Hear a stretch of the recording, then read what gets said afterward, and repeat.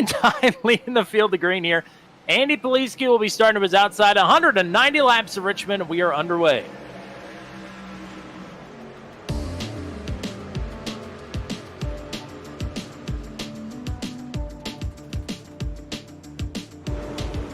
A couple of drivers electing to start from the pits. Pretty good start here. Pretty clean start, rather, throughout the field. Poliski trying to fend off Nathan Reynolds for second. Further back behind them. Thought about 3 wide for a moment. Reynolds. Oh boy, Kay is clear, but not by much. Here goes Reynolds down to the inside to dive for the race lead.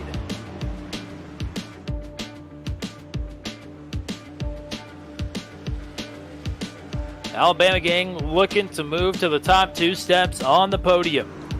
Reynolds had him at the line, not clear just yet, but it may be out of turn number 2, and it is.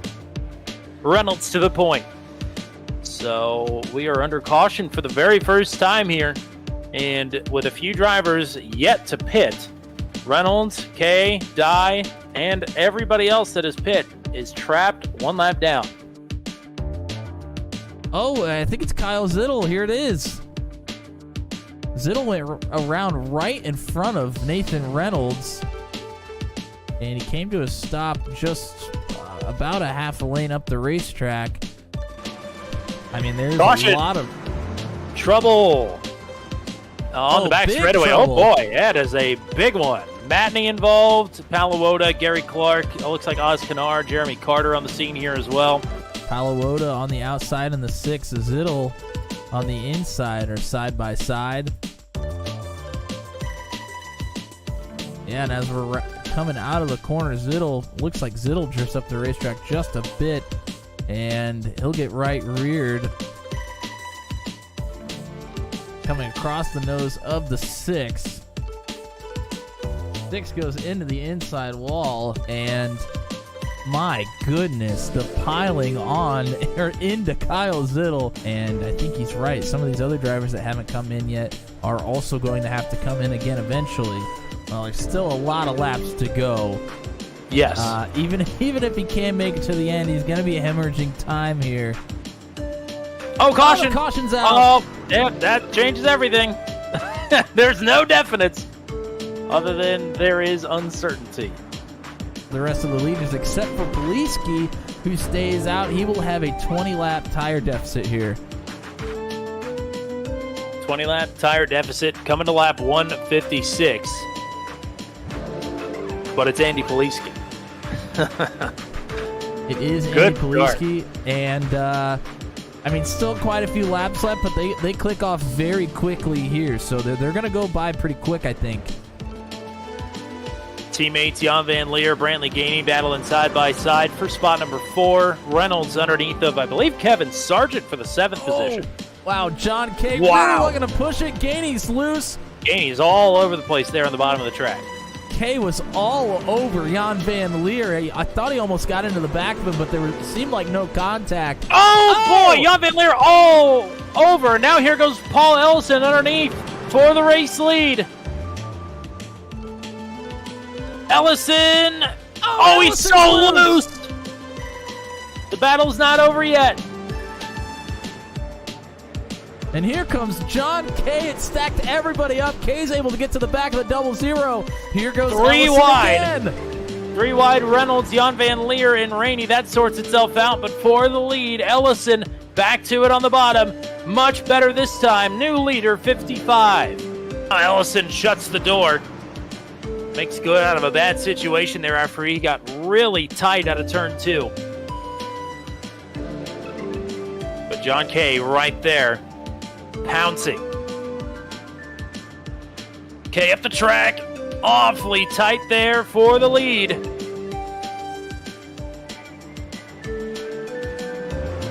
K still not done. Absolutely sends it into that corner. Clears himself up the 55. It's on the wall. Ellison with a crossover. Teammates battling for the lead. K now on the outside, Ellison on the inside. A roll reversal out of turn number 2. It's going to be John K back to the gas. So many things at stake here, not the least of which is a race win in Richmond. Huge takeoff here for John Kay. And Nathan Reynolds. Reynolds is able to get a good one. He may clear Ellison into one. He does. Ellison backs up the entry, trying for a crossover. Stacking up further back in the field. We'll have to see if they're going to go around. Doesn't look like it. He sends it down here. Rainey gets moved up the track by Rodney Matney as well. White flag. This is it. Somebody went off into the grass on the front straightaway. Is John Kay leading Nathan Reynolds? Is Reynolds going to put on a big move here? Reynolds to the outside. Looking for some inspiration from Ross Chastain, but he's not going to find it. John Kay, 2 in a row, 3rd on the season. He's just going to have to keep on updating the SDK gaming information bar there. Most certainly. Can't believe it. 2 in a row. Viewers of Turn 200 Land and fans of the Venom Truck Series, I've got one question for you. Who's ready to rumble? It is time for round number 10 of season number 6, and it's the Calypso's Bash at the Beach 160 for the endurance race for the Venom Truck Series in season number 6. After all the bumping and banging at Richmond last week, there is to be more hardship to endure here tonight around the 1.5 mile paperclip down in virtual sunny Miami, Florida. It'll all be right here on Turn 200. Your hosts with the most. It's Miami, Matt Williamson on the way here in just a minute. But how about Tampa, Tommy Cook? That doesn't really work. But we are here regardless. Thank you very much for joining us for what is sure to be another fantastic night of Venom Truck Series action. The 10th round of the 6th season right here on Turn 200. And after a somewhat calamitous race at Richmond, it certainly could have been worse. But John Kay walked away with another victory on the season. He is riding a wave of 2 points-paying race victories in a row heading into Homestead-Miami here tonight. And he has made up quite a bit of ground in the point standing as well. Nathan Reynolds has reassumed the points lead. John Kay is as close as he has been maybe ever, certainly this season. Only 4 points behind his teammate Nathan Reynolds. Andy Poliski went into Richmond as the points leader, finished outside of the top 10. He falls all the way down to 3rd, but only 7 points behind Reynolds and 3 behind Kay. TJ Bartell has climbed up into the 4th position, but a distant 4th at that, as Nathan Palawoda, after some early problems last week, has fallen down to 5th, but still comfortably in the lead of the Rookie of the Season standings. Big jumps for Paul Ellison and Ryan Dye, who's back into the top 10 in points now. This is the 4th race here tonight in series history at Homestead-Miami Speedway. Season 1 victory went to Steve Roman for his first career victory. Season 2 victory went to Jeff Langston, and the Season 4 victory went to Andy Poliski. Poliski would love to get back to victory lane here tonight. It would be his 3rd race win of the season, and it feels like it's been a while since we've had Poliski up here in the booth on the podium at the end of a race. The endurance race, it's the longest race of the season for the drivers of the Venom Truck Series, and the sun is setting in virtual Homestead-Miami. 160 laps for the Calypso's Bash at the Beach. It's around the turn on Turn 200. A blind knight that uses echolocation, viewing the dark, treacherous world through sound. Trapped in a dungeon, endangered by combatants, where hazards lurk around every corner. Make sound to have vision, or don't and be stealthy. Avoid impaling threats throughout the dungeon to escape. Engage with other prisoners. Rogue Knight I've been hearing about. Could you find the key and unlock my cell? Free them to fight back with more allies. Let's take this guy. The Dungeon Labyrinth has many paths and even more traps.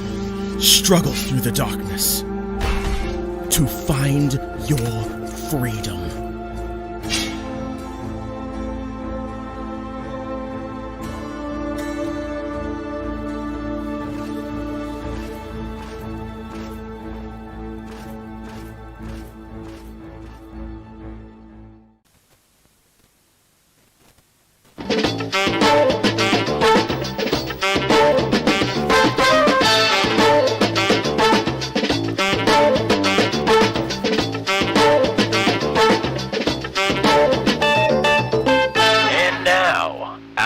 feature presentation.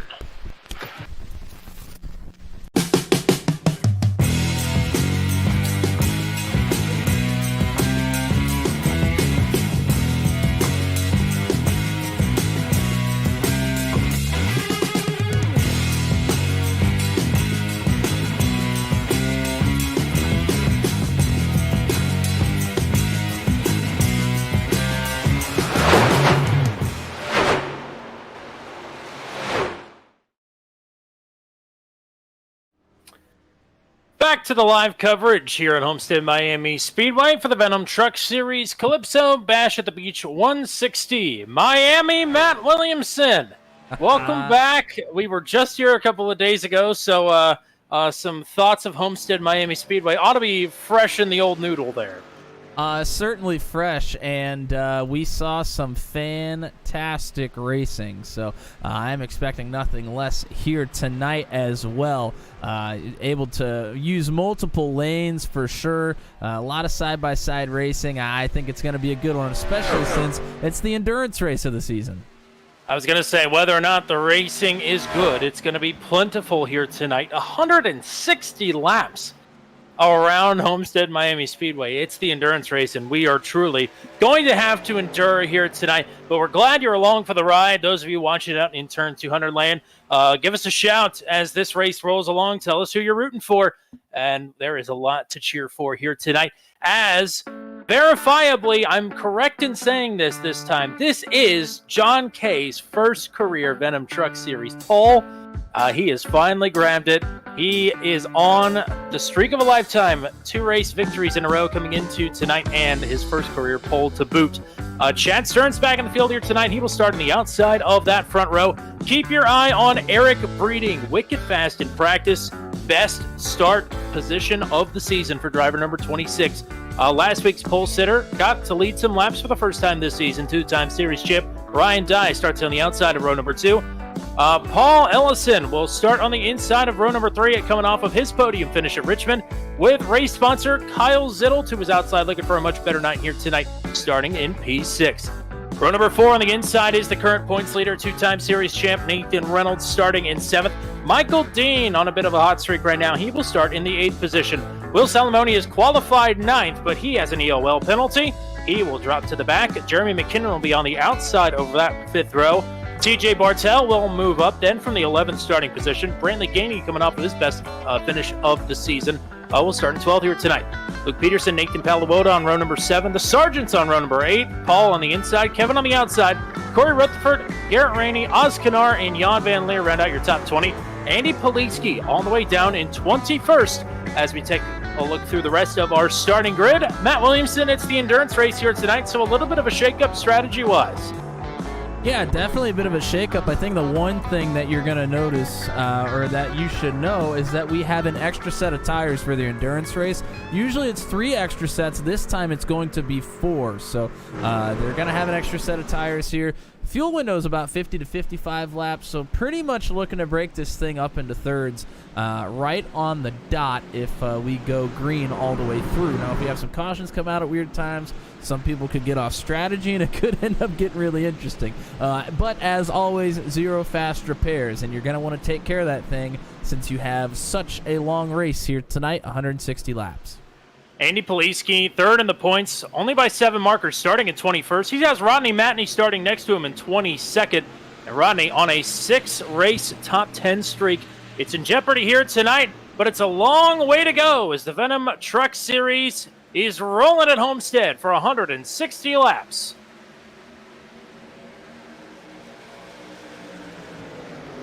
Great start from John Kay.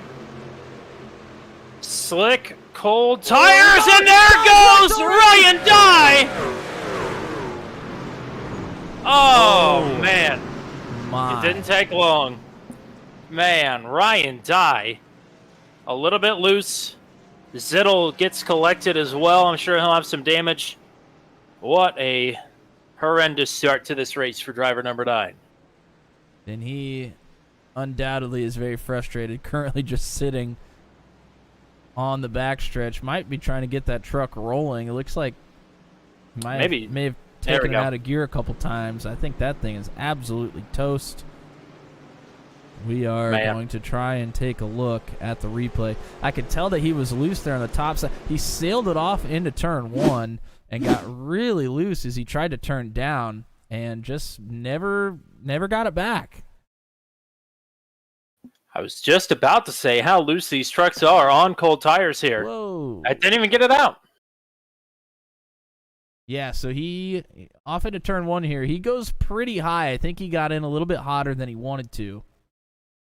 And as he goes to turn down here, you're going to see him break loose big time. And he tries to save it, comes right up the racetrack.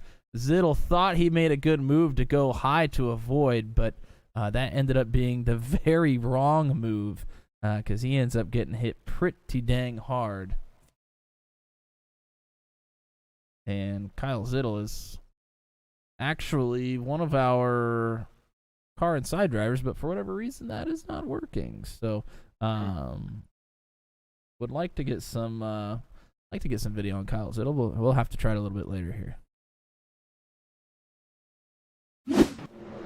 Well, man. Yes. That's another stat I was getting ready to throw out was that we've had 3 races here, only 2 combined cautions, 1 in Season 1, 1 in Season 3, and we have already matched that total. 1 lap into this race. And it comes at the expense of Ryan Dye, who had just gotten himself up into the top 10 in points after a pole and some laps led last week. 4th place starting position, and fortunately, more than likely will be all for naught as that truck was destroyed. But up front, John Kay had a nice getaway. Now he'll have to try and fend off Chad Stearns once again. Kay is going to elect the bottom as the lights on the pace truck should be out.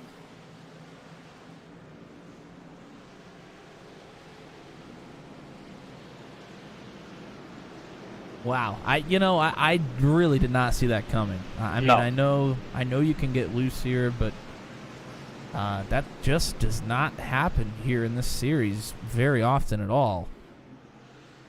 I think it's Especially just a testament to, yeah, it might just be a testament to how difficult this track is. Even if it's not hot, it is just greasy. Yeah, and like you said, track temp is very comfortable. Oh, very. But that doesn't make this track any more manageable. Yeah, we were down at 82 degrees, so I mean, as favorable conditions as you're going to get as a driver. And yeah, I mean, on cold tires, this thing's a beast. So you got to take care of it. And unfortunately, it got the best of Ryan Dye there on the first lap. So Jeremy Carter, Tyler Berger to pit for new tires, presumably, maybe just for fuel. But they were the only 2 to pit other than Kyle Zittel. Pace truck is back down pit road, and we'll give this another shot. Watch for more of the same here. These tires really didn't get all that much heat into them. If anything, that should have been a wake-up call to these drivers that they are not out of danger at any point.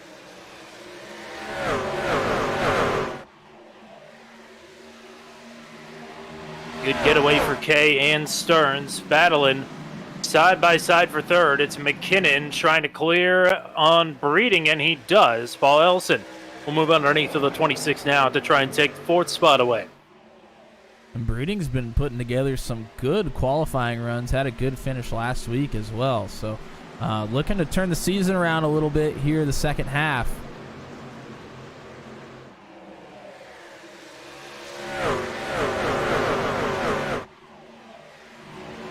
Nathan Reynolds moving up on this 26 now. Maybe a little bit of management here for Eric Breeding.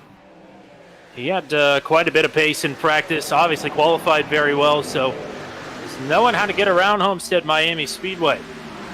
But taking it easy in the early going, as you should. Meanwhile, not taking it easy in the early going, as expected, Jeremy McKinnon.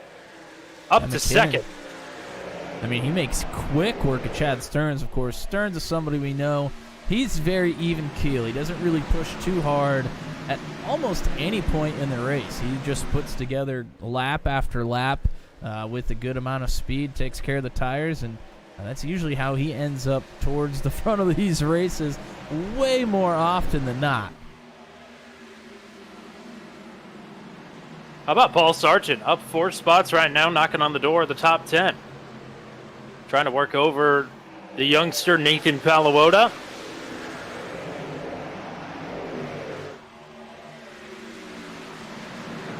In front of them, Gainey trying to make a move on Peterson. He isn't able to do it off of 2. There's a lot of trucks kind of backed up. Whoa, we got here. trouble! Corey Rutherford saves it! Maybe. Still trying to save this truck. Oh!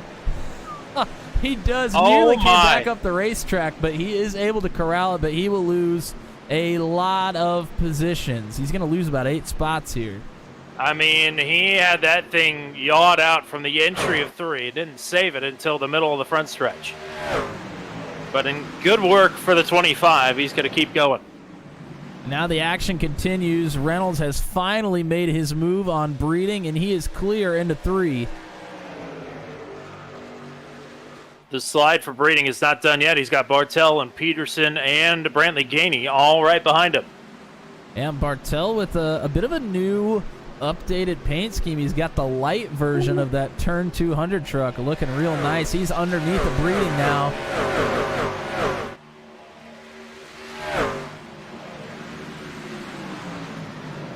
And Peterson looking to follow him underneath as well. Gainey had a huge run off the top side of Turn 2. Not quite able to do anything with it so far. And no... Oh, Paul Sargent just made a whale of a save off of turn number 4.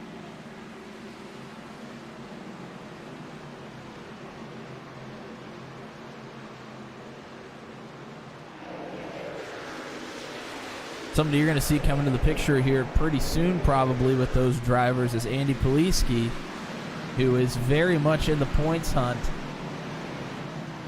A little bit of misfortune last week and a bad qualifying effort this week. Trying to work his way through the field. He's got a lot of laps to do it, and he can be very patient when he needs to. So I think he'll be okay, but he will have to work his way through the field here.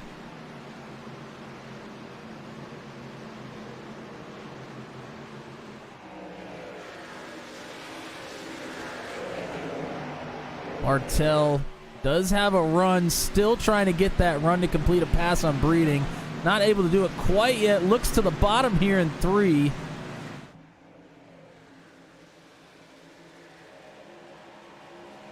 But he has Luke Peterson to contend with here as well. Tight cluster from 6th back to 9th. As Bartel with his best run yet into the inside of the 26. Breeding pinching Bartel down there right against that white line. Oh, Breeding a little loose. But we'll hang on to the spot for now. Here goes Gainey to the inside of Peterson behind them. Oh, my. This is a gaggle. Gainey has been using that top side through turns 1 and 2 to get big runs down the backstretch. Gap up front is stabilized. It's anywhere between 1 and 1.2 seconds, no matter or depending on where they are in the lap between John Kay and Jeremy McKinnon. Chad Stearns, Paul Olsen, Nathan Reynolds, your top 5, and this is the battle for 6.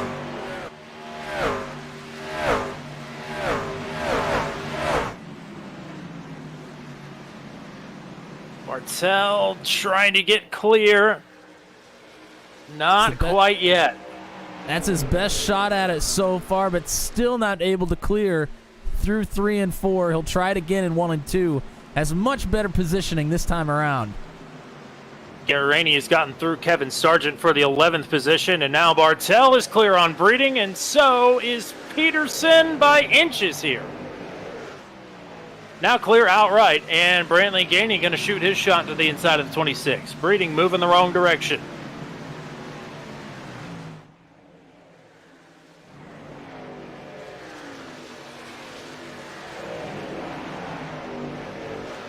Breeding going to fight back here to the inside of the 22, but it may be all for naught here in the opening stages of the endurance race. Oh, the good news is we're 10% of the way through the race. 16 laps.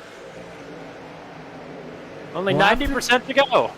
After they get going here, you can click off some pretty good laps, but You want to be careful later on in the runs. If the truck gets too tight on you, you can drift up into the wall off of 4 really, really easily. Gainey and Peterson a foot apart. Gainey is really, I mean, the only one of the leaders or of the top 10 really utilizing that top side to try to get big runs.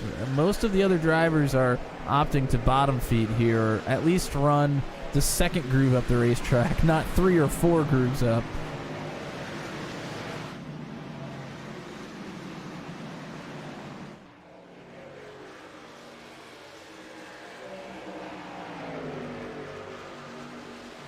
Reynolds still working on Ellison. He has been hounding the back of the 55. And as he does, let's go ahead and go car inside with the man that owns car inside. That is Nathan Reynolds. We saw this battle amongst teammates a couple of times last week at Richmond, including right there on the final restart when Reynolds was able to get past that 55 and move himself up to the silver medal spot.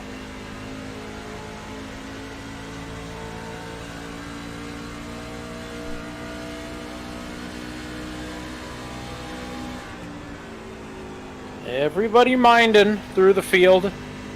Brantley Gainey, like you said, really the only driver in the top 10 that is trying to work that top side.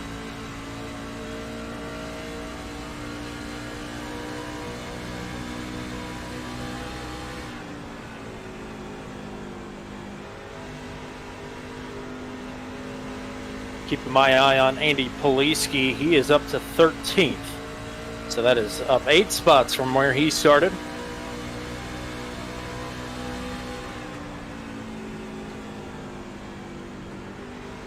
And ahead of Poliski here, we are battling away. Garrett Rainey, Kevin Sargent, the battle for 11th. And Poliski's in the mix here. We'll get past the 09 and is on the move underneath of Rainey. And Poliski covers off the 13, is going to move past Eric Breeding just for good measure. And Rodney Matney follows him through as well. Might have been a little bit of contact.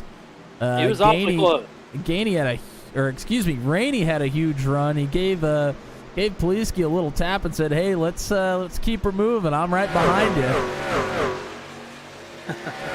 Jan Van Leeride in this part of this battle as well. He's gotten by Sargent and Eric Breeding. Mike Barry's in the chat. All right. I wonder who he's rooting for. No, Nathan Reynolds was in the chat last night rooting for Mike, and Mike returning the favor. Love it. Now here goes Rainey. Rainey's utilizing the top side a little bit here, trying to get that run. Oh, and wow, that was close. Yeah, very close. I think that was Kevin Sargent that when he was coming off a 2, I thought he was going to go smack the wall. Oh, and that's close between Rainey. Oh, man. Rainey really wants to get around Poliski here. Now Poliski goes to the top side.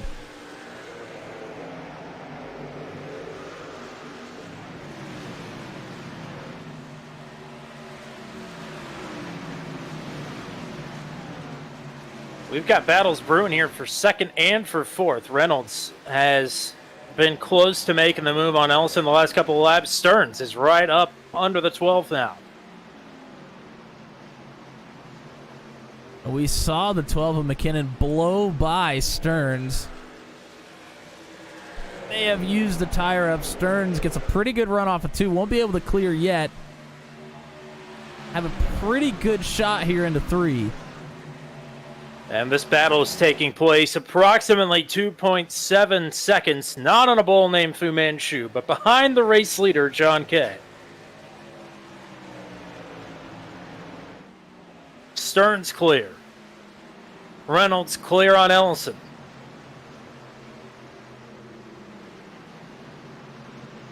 Ellison fighting back a little bit here on the bottom, though. And not far behind them, TJ Bartel is kind of just minding his own, creeping back here in the 74. It's the repertory players making their way to the front. Well, this seems like the kind of track I feel like Bartel probably excels at pretty good. Indeed. A lot like the old Atlanta race where he really made a charge on a different strategy at the end. I feel like this is a lot of the same, in the same vein of that race. He was there at the end at Texas as well. Had a good strategy that went sour a little bit on him at Twin Ring Motegi, so I think you're right. This style of track is where it's at for Bartel. Got Wes Brown in the chat cheering on Rodney Matney. And Matney started next to Poliski and is pretty much followed him through the field. His run has stalled out a little bit here. But up from 22nd to 14th, there's a truck in the wall in front of him. Not sure. I think that was Poliski, actually, that just got up into the outside wall into turn 1.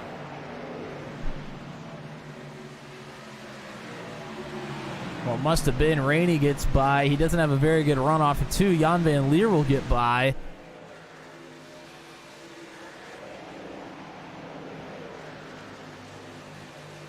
Poliski said, yeah, I made a little mistake there, and it might cost him some more.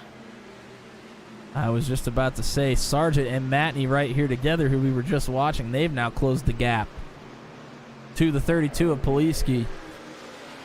The reigning champion in a little bit of trouble here. Jeremy McKinnon might be in a little bit of trouble here as well. Here goes Nathan Reynolds underneath of him to take the 3rd spot. Reynolds going to be clear off of 4.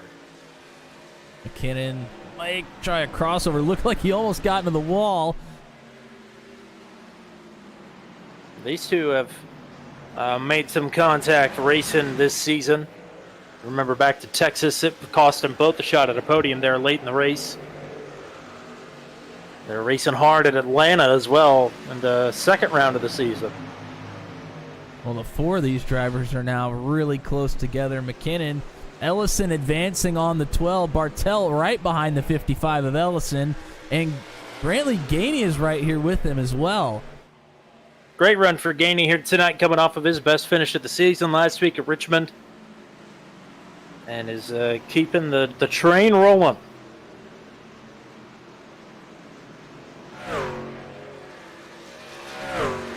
Wes Brown thanking us for the broadcast. Well, thank you for watching. If nobody was watching, we were doing it. So,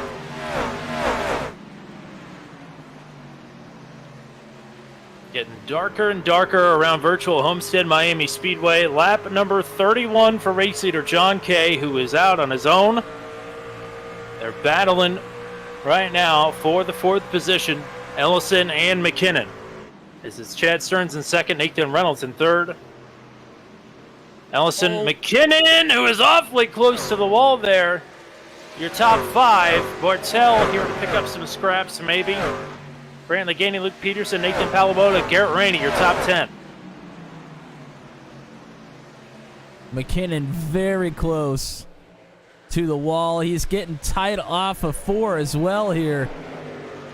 Ellison finally able to clear. Maybe not. McKinnon fights back. He has a head of steam.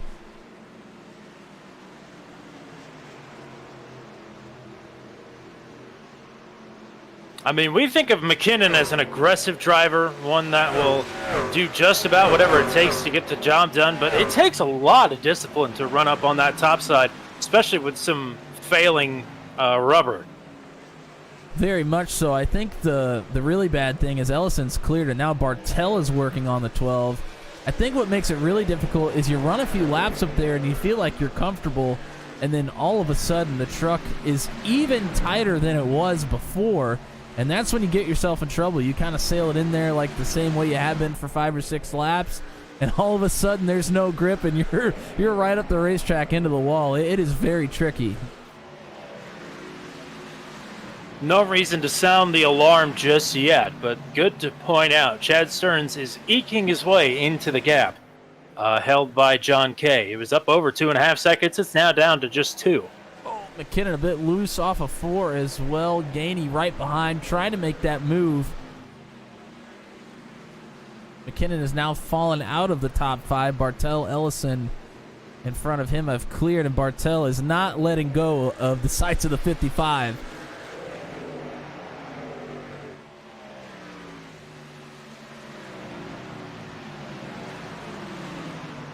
We're coming to lap 35. When do we start thinking about pit stops here? Well, I think they're probably going to break this thing into thirds. I would guess most of the drivers, there might be some that decide to come in and maybe break it into fourths since we do have that extra set of tires. But I would imagine most of our drivers are going to try to make it past lap 50 here before they come in, as long as we stay green. Especially since we had some caution laps right at the beginning of the race. Might even try to stretch it a little farther just to make sure that they know that they are where they need to be come the end of the race.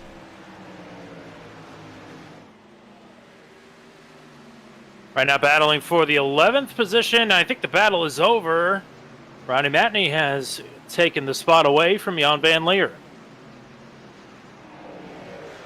Well, McKinnon is continuing to fall back pretty quickly.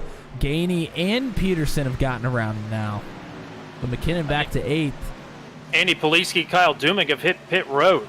So Poliski into the pits early here, taking a big swing at this. Well, I could very well be wrong. I mean, maybe the tire fall off is more extreme than we think, but looking at John Kay, who's our leader, looking at his times, his best time of the session right now is a 33.3, and his last lap here was a 34.9, so about a 1.6 second deficit or tire fall off from when we started, and we're 37 laps in. That's actually not too bad. It's got to feel awful though, especially in turns 3 and 4. This track is you know, it's the same all the way around. As I think Garrini just got up into the wall, and I think he brought Michael Dean up there with him. Dean was just following, but this track is set up the same in both corners, but turns 1 and 2 and turns 3 and 4 drive exceptionally different.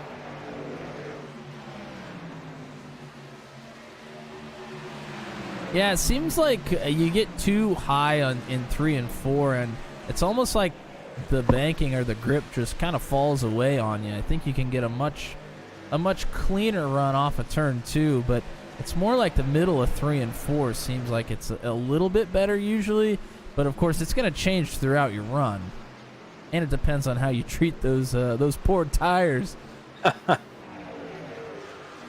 Yes, it's. I'm sure it's hard to keep your eyes on the number that you're looking for in terms of pit stops, because you want 4 fresh Dr. Feelgoods, and you probably want them right about now, I have to guess. I think they probably wanted them about 10 laps ago. I think you're probably right. Oh, Rainey. He's working the top side here. He has been in a battle with Jan Van Leer. Jan Van Leer has just not been able to get clear. The two of them have been side by side for about the last 3 or 4 laps. The 5 finally looks like he has an opportunity.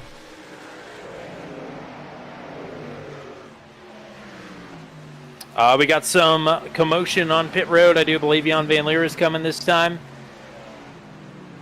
Kenneth Graves is in the pit road as well. Brantley Gainey. And I said no need to sound the alarm bells up front. But Chad Stearns has cut that deficit to just about a second here. So maybe the alarm bell's starting to go off. As Michael Dean, Kevin Sargent, Cole Maxwell, Jeremy Carter, Tyler Bergert all on pit road now as well. Well, maybe alarm bells going off for pit stops as well. I mean, they're coming in on lap 40. We got 160 laps, so that is 40, 80, 120, and then 160. That's an even four stints of 40 laps. Bartel and McKinnon on pit road. Garrett Rainey now. Paul Sargent.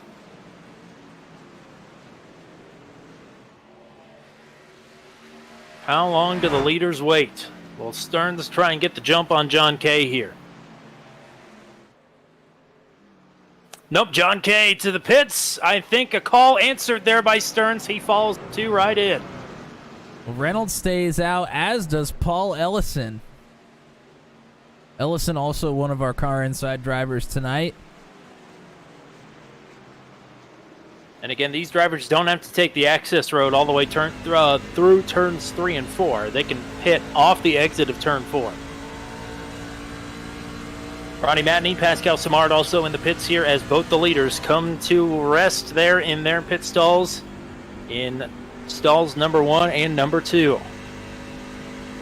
Ellison will continue to stay out. Reynolds is coming down pit road, so Ellison will now take over the lead for now. Reynolds into the pits. Stearns wins the race off of pit road. For presumably what will be the race lead, driver number 05 has made the pass on pit road exit.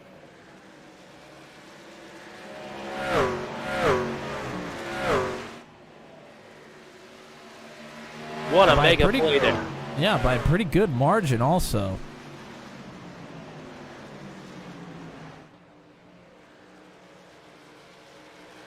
Oskanar on pit road.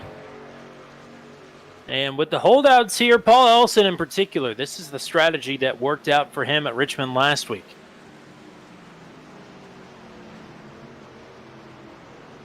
But what needs to happen here pretty quickly would be a caution for it to really pay off. Yeah, I mean, he could trap a lot of drivers a lap down. Top 8 right now are the ones on the lead lap. Chad Stearns gunning for that 55, though, to unlap himself. As it'll be Stearns and John Kay cycling out to the lead, but in the reverse order of the way that they came in. John Kay pushing real hard, though, to try and get back up to this 05. About 3 truck lengths separated right now, but Kay is on the attack. Salamone in the pits now as well.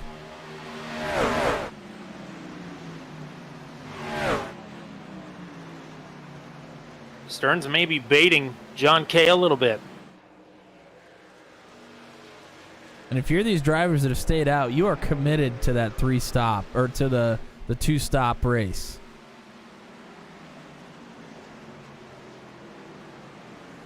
You only got to go about 5 more laps, and you'll be able to make that 5-stopper work. Or Jesus, the 2-stopper work. My goodness. I mean, I think you can make the 5-stop work. Just a lot of things need to go right, and something going right here for John Kay. He's trying to make this pass on the outside out of turn number 4 for what will be the race lead in just a few laps' time. This is officially the battle for 4th as Ellison, Peterson, and Rutherford still out on the track. They've yet to pit. Kay clear. Not too far behind them is Andy Poliski. Of course, Poliski came into pit much earlier. He came in on lap 35. Kay and Stearns came in on 42 together.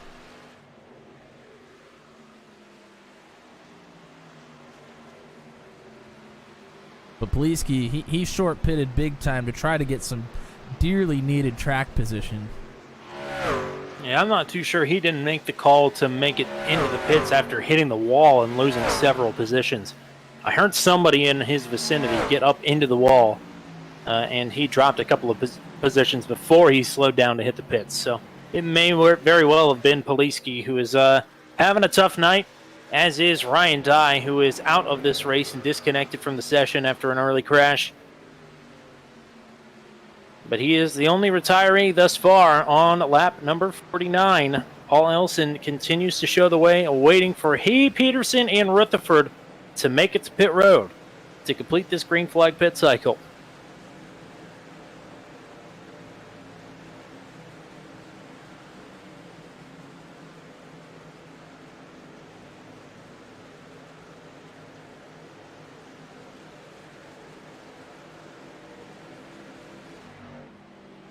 Bartel, he's looking to make a pass on Poliski. Gainey right behind them as well. Gainey has done a magnificent job keeping up with the 74. Might even be able to make a pass after they get around the 32. Either that or he's going to try to use it as a pick maybe.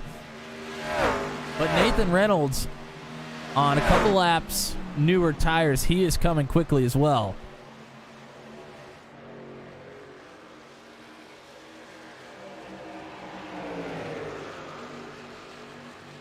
Bartel just cannot shake the 32.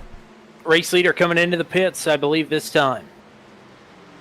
That's a little earlier than I would have thought. Maybe couldn't stretch the fuel as far as we think they could. Or maybe just felt like he really, really needed to come in. He was losing too much time. Certainly yielding quite a bit of time here. Peterson's last lap was a 35.32. John Kay's last lap was a 33.7. So almost 2 seconds. Peterson will be pitting this time. Reynolds going for a 2-for-1. He got Gainey out of 4. Now looking for Poliski into 1. Bartel cleared Poliski the last lap around as well.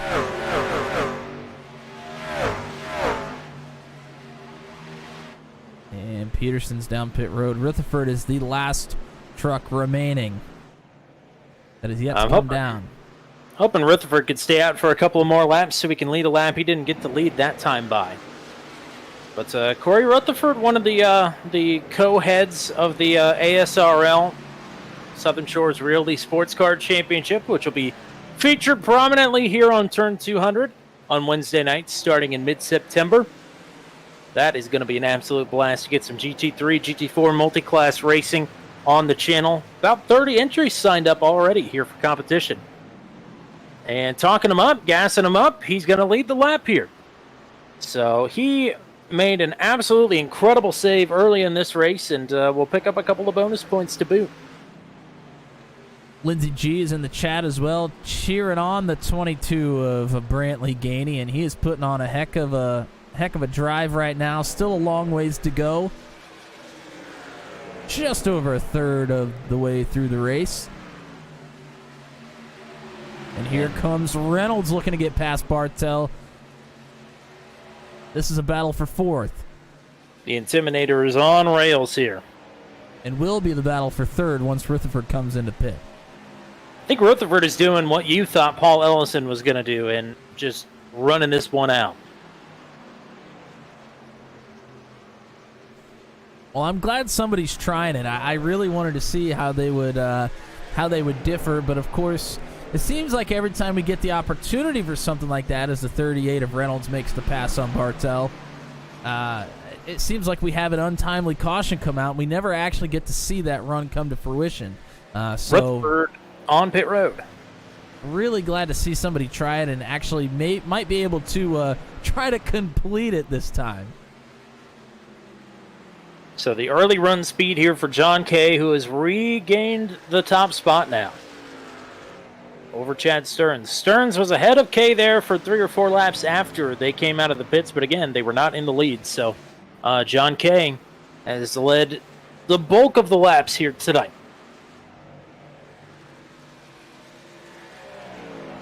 But is Stearns saving a little bit of tire here?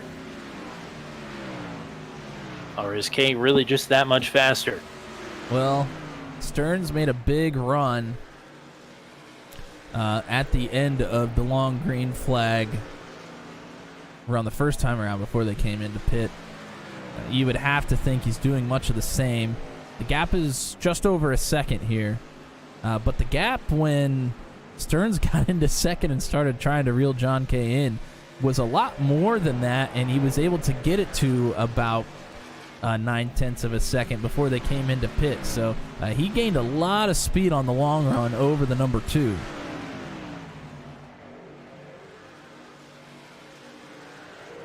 Reynolds getting past Bartel, but I mean Bartel is pretty well hung with this 38, who is the fastest truck on the track right now.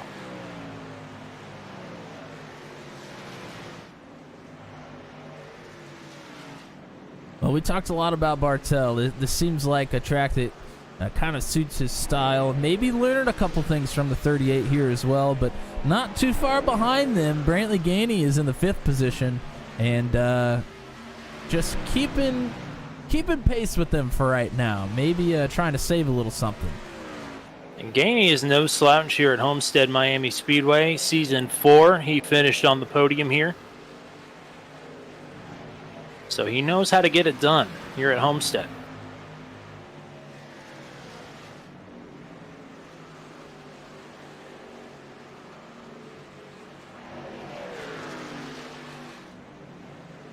Looking for some battles throughout the field here. I mean, about the closest anybody is right now is Bartel up to Reynolds. Yeah, pretty close for ninth as well. Jan Van Leer, he's looking to reel in the 73, and it looks like he's doing a pretty good job. Michael Dean in the 73, he's running the top side right now, trying to keep the momentum throughout the course. I think we're a few laps away from having a sergeant battle here as well. Paul leading Kevin right now. They've been both up in the top 10 this race, but they have slipped back to 15th and 16th, which I believe is exactly where they started. So they continue to battle away here. Yeah, they've been together pretty much all race, side by side. Like you said, battling for a top 10 spot together, front to back, and are now have slid back a little bit here on the pit cycle, now down to 15th and 16th, as Jan Van Leer is still reeling in the 73. Maybe a side-by-side battle here in a couple laps.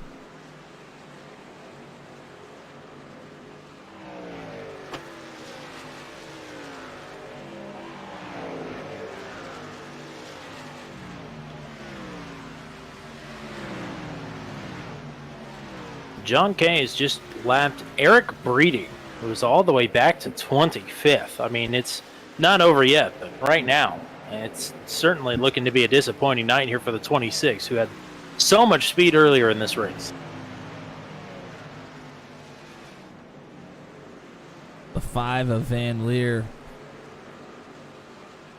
He gets really close, and then Dean just has a little something for him off a turn number 2, running that top side. He kind of gets away from him a little bit. The back end of that 5 truck said, "Make it snappy," and Jan all of a sudden had his... Whoa, he's loose again here. Still loose. Yeah, buddy. That's just the worst feeling. And as he gets loose, he has Matney and Paul Ellison right on his tail. Of course, Ellison stayed out much longer than most of these drivers. Came into pit on lap 51. Throttles up and getting after it, and we'll make quick work there at the 83. If we go down to Corey Rutherford, he's currently in 26th place, but moving forward, he's looking to unlap himself here. The next truck in front of him is your leader, John Kay. So he moves up to 25th around Eric Breeding, and like you said, next truck is John Kay. He'll have Kyle Dumick ahead of him as well. And Rutherford nowhere to go here. 3 wide. He's going to force the issue on the bottom. And when you're playing this strategy, you have to be aggressive. Some contact. I don't know if Dumick knows that they are 3 wide. Be wise to roll out of it on the top side. Rutherford getting aggressive here. And he played it exactly right. When you're fighting to get back on the lead lap, when you play this sort of a strategy, you have to be aggressive getting through lap traffic. Well, I guess just traffic. You are the lap traffic. Yeah, it's lap traffic until you make the pass, and then it's not lap traffic anymore. But something we've neglected to mention up to this point, after Richmond, there were certainly some barbs exchanged all throughout the field. Maybe the dullest of which were between John Kay and Corey Rutherford, who had a chat over the radio about some placement. This time a role reversal as Rutherford was on his way through of John Kay.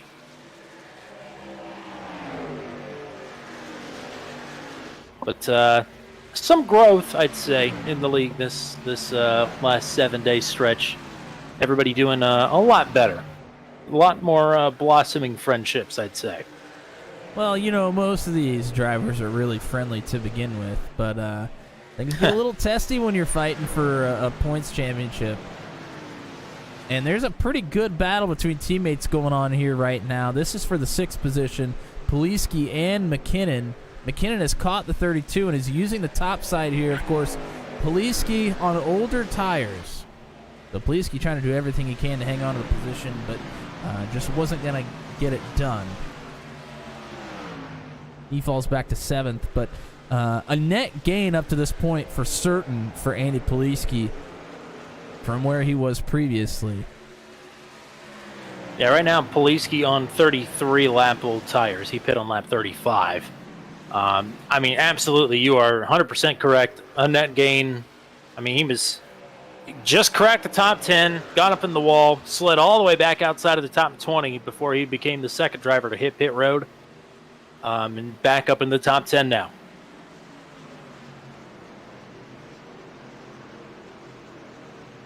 This is about that point in the run where he's going to start struggling, though. Ellison makes very quick work of the 32. Poliski probably was hoping a caution would have come out by now. I think there are quite a few drivers who are on that train. I think there are a couple of drivers, probably Ellison and Rutherford particularly, that are hoping maybe not for a caution, or at least a caution later in the run. Oh, Ellison, a big move to the bottom here.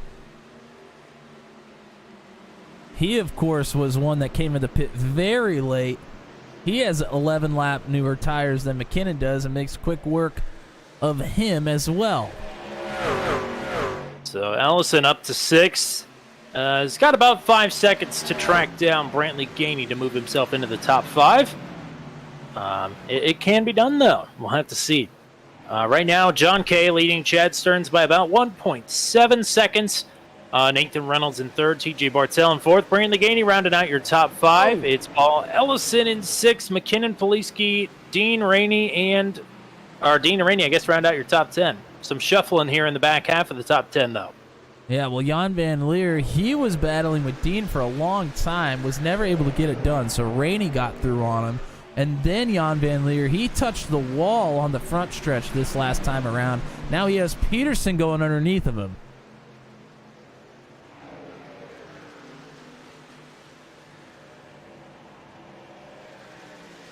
And Peterson was another one. He basically the same strategy as Ellison, came in 1 lap later on 52. So pretty fresh tires here for Peterson, or at least much fresher than the rest of the drivers around him.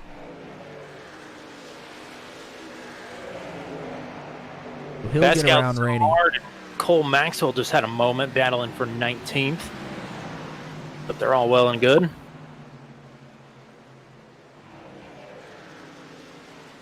Peterson, he's into the top 10 now, looking for 9th.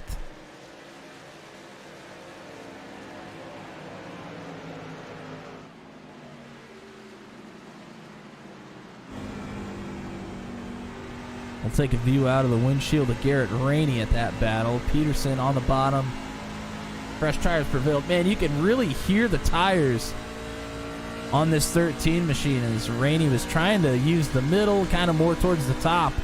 Out of turn 2, you could just hear him hanging on for dear life.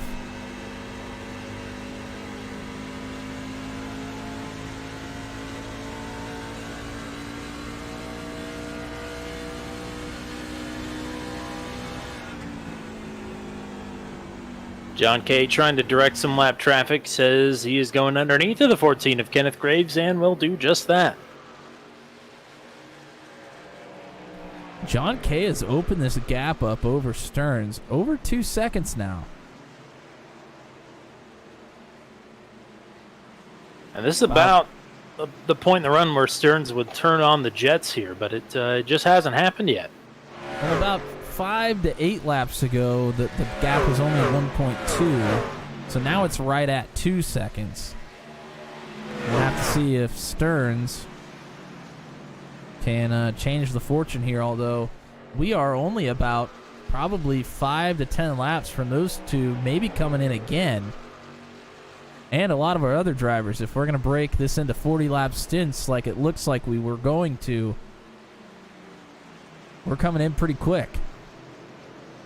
Well, one more thing Chad Stearns will have to worry about here before pit stops perhaps will be the 38 of Nathan Reynolds, who has crept his way up into the rearview mirror of the 05.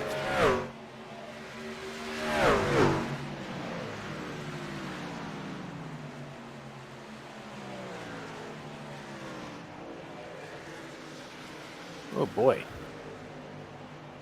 Thought maybe Jeremy Carter was making a save. I think maybe he was just getting out of the way for Corey Rutherford, who was coming up on him in a blaze of glory.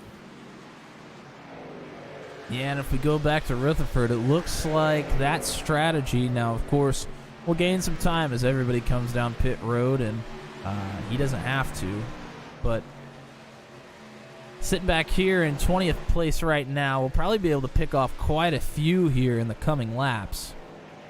But maybe not quite the speed he was hoping to have coming into pit on lap 55.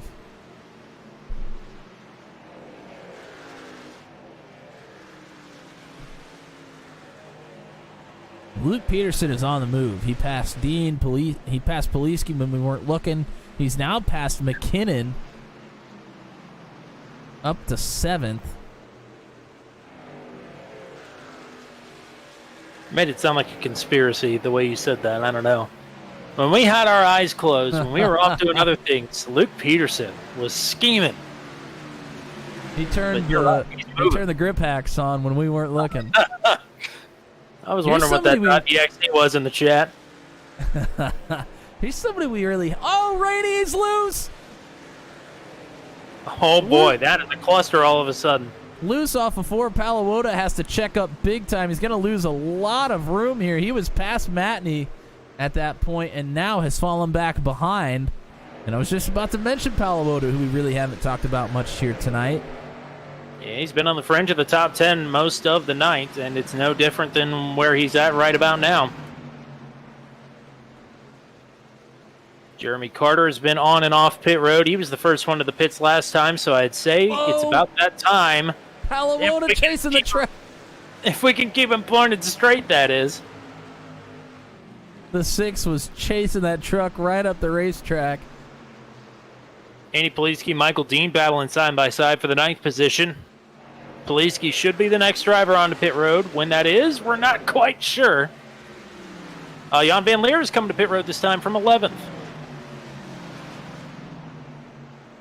Kenneth Graney's into the pits. Here we go. Yep. Here it is, right on lap 40. Yep, Rainey in. Poliski, Dean, Van Leer.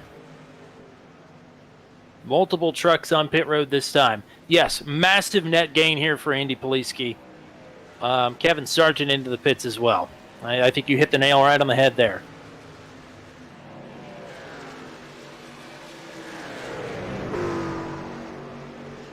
Stearns has been able to keep Reynolds at bay. Reynolds actually falling a little bit farther back from Stearns now, but John Kay hasn't really put a lot of time on him, but he's kept the gap about the same. It's about 2.2 seconds now. Well, he let the battle come to him there at the end of the last green flag pit run, so this is a much better outcome this time around. Now what he might have to worry about is one of these podium runners behind him triggering an undercut. More drivers down pit road now. Palawota, Kanar, Paul Sargent, Samar, and Matney.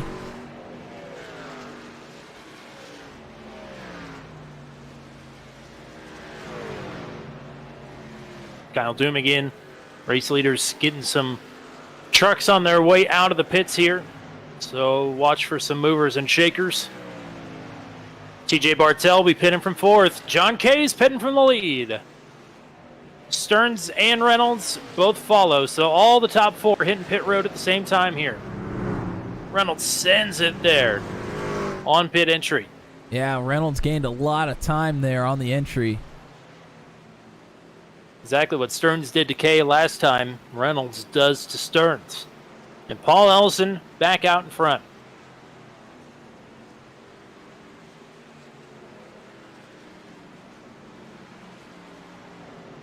Oh, and I think Stearns may have... Stearns is doing left sides?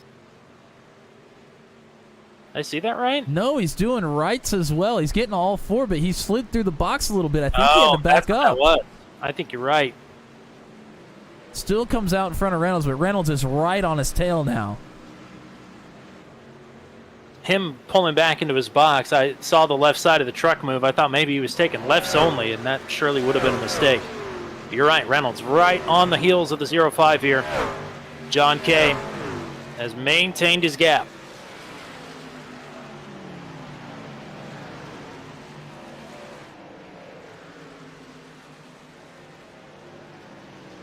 Eric Breeding on the pit road.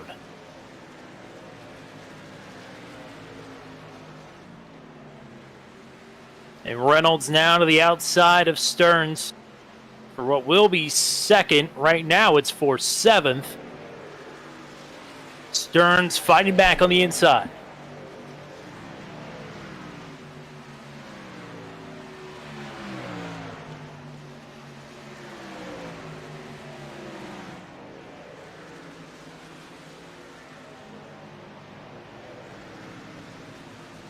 Reynolds trying to get the getting while the getting is good.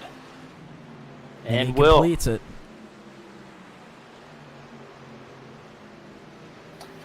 May or may not have been what John Kay wanted to see there.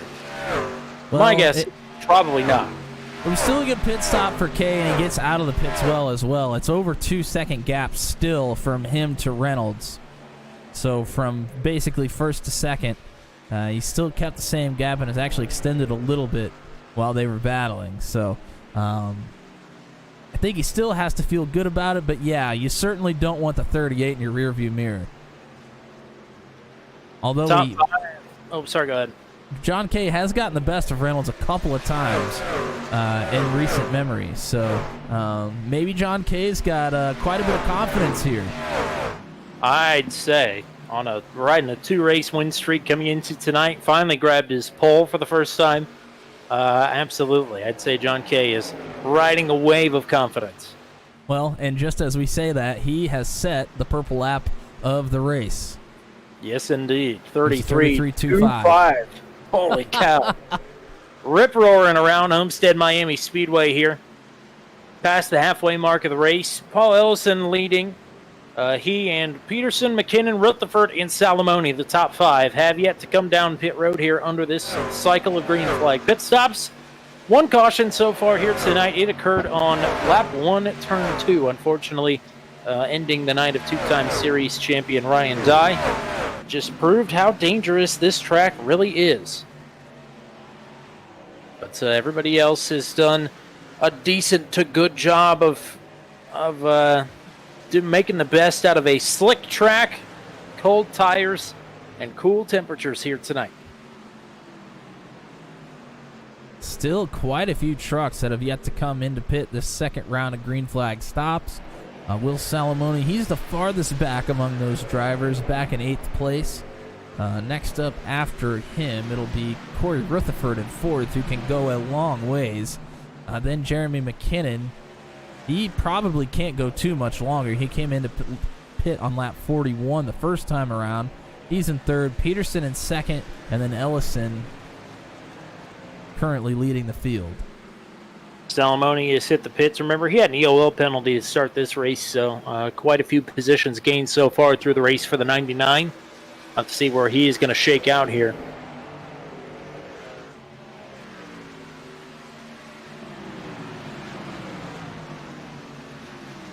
And Corey Rutherford has been passed on the track as the caution is out. Oh, no.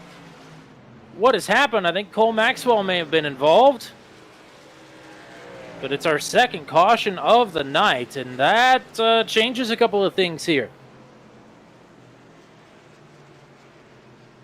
I'm not really sure what happened here.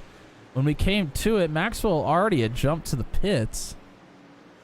So Maxwell going to get loose.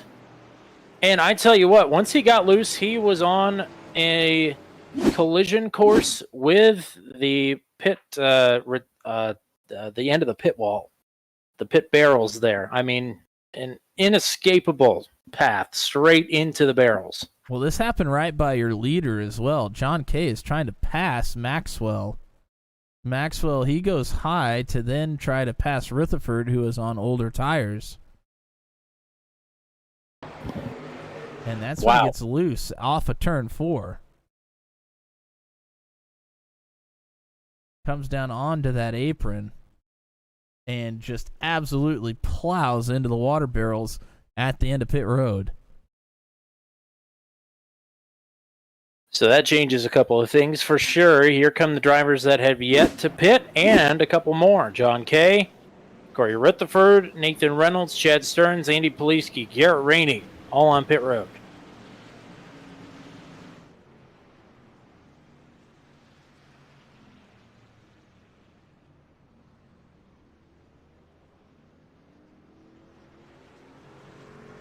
And Paul Ellison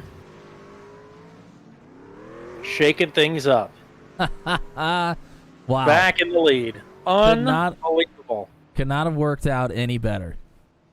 I mean, we're going to have 3 more drivers take the wave around here. Under this caution should be Paluota, Sargent, and Carter. Rodney Matney, I believe, got the lucky dog. So 17 trucks in all on the lead lap here. And Paul Ellison, Luke Peterson, especially those two, Corey Rutherford as well, going to be the big beneficiaries of this caution. Jeremy McKinnon was already kind of running around this point and decided to mix it up strategy-wise. So benefits a little bit, but not as much as the other 3 here. And John Kay, once again, is going to have to try and roll through his teammates to get back to the front of this field. And a handful of other drivers that, just decided not to pit under this caution. Yeah, there's a few that they came in on lap 80. Most of them on lap 80. Bartel came in on lap 83, so he'll have about 9 lap older tires than those that came into pit, which is about 10 drivers behind them. All 10 of them came into pit. But Gainey, Bartel, Michael Dean, and Jan Van Leer have stayed out. And it's a bit of an interesting move here, I think, for both Gainey and Bartel. Of course, probably feel like they need to do something different to have a shot at a win. Of course, they've been very quick all race long, but just haven't quite been able to have the same speed as John Kay or Reynolds or Chad Stearns. And maybe just trying to take a big swing at it here. John Kay has the speed. Unfortunately, too much of it on pit road. Oh, my. Said he was doing 59. The speed limit here is 50. So John Kay, just like that, is in some trouble here.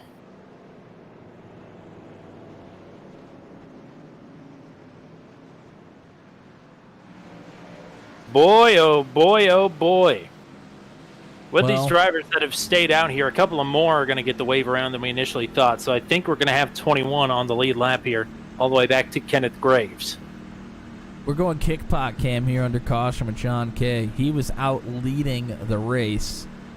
This is now what he has to look at on this restart. It's a lot. A lot of work to do here. And still, again, this is the endurance race here tonight. It's the longest race of the season. He's got some time to do it. But, boy, that's the last thing you want to give Chad Stearns and Nathan Reynolds is time to work. I think the saving grace here is that the other 2 fastest drivers of the night, Reynolds and Stearns, are only a couple positions in front of him. They're going to be bottled up here as well. Some drivers staying out on pit strategy, some drivers benefiting from an ill-timed caution for our fastest drivers. Brantley Gainey in control of the field here. Lap number 96. We're restarting on lap number 97. So we're waiting for the wave-around cars to come back around to the field. We add a lap to the caution here, so coming back to green this time. But Gainey and Bartel now on row number 1. Jan Van Leer and Michael Dean on row number 2. Paul Ellison, the first driver on fresh tires here, will be on the inside of row number 3 with Luke Peterson to his outside. Row number 4 is McKinnon on the inside, Rutherford on the outside. Row number 5 is Nathan Reynolds and Andy Poliski. Row number 6 then is Chad Stearns, Garrett Rainey to his outside, starting in 12th. Then John Kay back in 13th. Nathan Palawotto will start to his outside in 14th.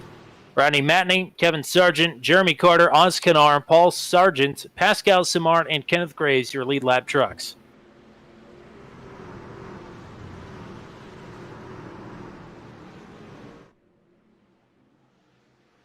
I love a good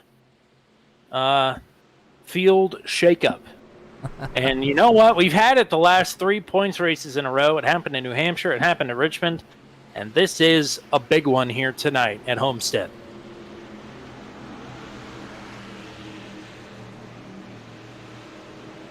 Lap number 97. We are underway. Oh, Bartel, a really bad restart on the bottom. Gainey and Jan Van Leer are going to get way out in front. The ICR doing some work early here. Wow. This, oh my goodness.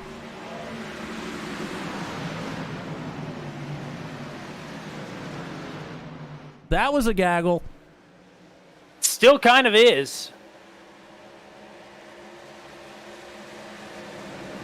Gainey out in front of the Hornet's Nest. Bartel, Jan Van Leer, Michael Dean, Paul Ellison right now, your top 5. But for how much longer? Really close quarters here between Reynolds and Poliski, 2 of your top runners for the points championship.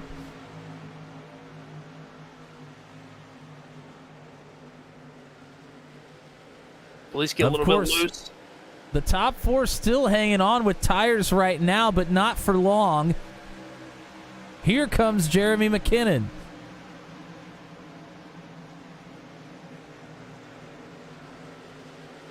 Look at this battle.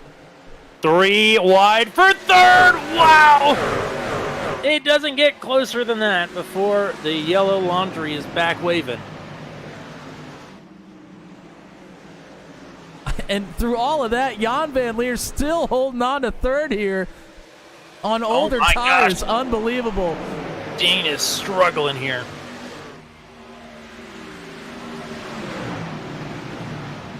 McKinnon finally clear, but here's Nathan Reynolds now, sticking his nose inside. 3 wide again. 3 wide again. It never ends! Oh, Dean and Ellison! Oh, man. Ellison pushing a 38 Still 3 around. wide. Oh, my. They Ellison look like rolls the out of dang it. Blue Angels out here. Dean has his hands full on the top side of this track. I think we're good for now, but certainly not out of danger yet. McKinnon battling side by side with Jan Van Leer, trying to get up to 3rd. He should clear him here off of turn number 2. Poliski clear on Reynolds now to move up to 5th. And TJ Bartel reeling in Brantley Gainey slowly but surely here for the race lead as everybody is creeping up into the mix here. Jacob Nagy in the chat. Shout out to Nagy. Oh, Reynolds nearly in the wall. Poliski pulls up in front. The 38 will give a huge bump to the 32 into 1. The Alabama gang putting the bumpers to good use here.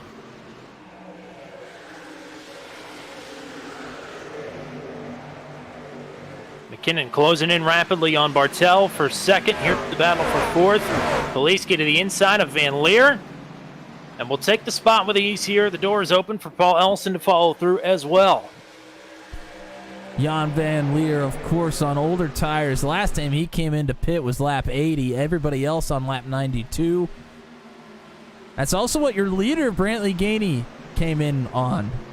But McKinnon's gotten past Bartel. McKinnon is going to be making up ground quickly here for the top spot as he is looking to get past Bartel. Rutherford made a big move there on the 89 of Luke Peterson as Michael Dean runs Peterson up the track. Peterson loose, now in the middle of 3 wide. It's still a mess back here. Oh my gosh! That's John Kay in the middle of all that. Wow. Yeah, John Kay really hasn't moved up much at all from the restart. He was buried back there in 13th for a long time. Finally getting an opportunity to gain a couple positions. McKinnon pulling up on the race leader, Brantley gaining. 3-truck battle about to get underway here for third. Poliski moving underneath to the 74, Bartel.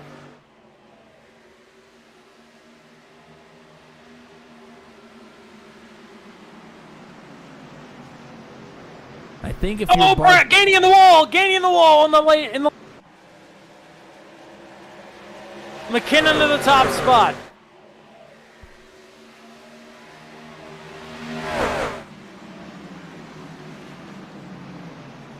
Oh my God, we were just 4 wide for 8th, and it worked out. I don't know how. Oh, Corey Rutherford loose again, saves it. Oh, the contact! How? How are they not crashing? This restart has delivered tenfold. Tenfold, try 20-fold. 20-fold, 30-fold, however fold you want to put it at. We're at it. Yes, however fold you want to fold it. Poliski up to second in a position that we have not seen these two in much this season. McKinnon leading Poliski. Last time we saw it was at Daytona. We know how that one ended. Well, Poliski, what a turnaround for Poliski's night here. And a couple of strategy calls has turned out for the best. And now is fighting for a win. Something I never thought I would see about halfway through the race. No, certainly not. He had slipped outside of the top 20, came to the pits early, held his own there on that last green flag run, and got back on sequence with everybody else and is benefiting from it greatly. But losing some time little by little here to McKinnon as Paul Ellison now making his presence felt inside of the top 3. Chad Stearns has now gotten up into the top 5 right behind Reynolds, so those two are about to go back at it. I mean, this race is a dart without feathers. It just feels completely directionless, but so inevitable as we are just barreling towards disaster here. Oh, and it might be right here. Wow, Poliski chops the nose of the 55 and simultaneously puts himself in a position to battle for the lead.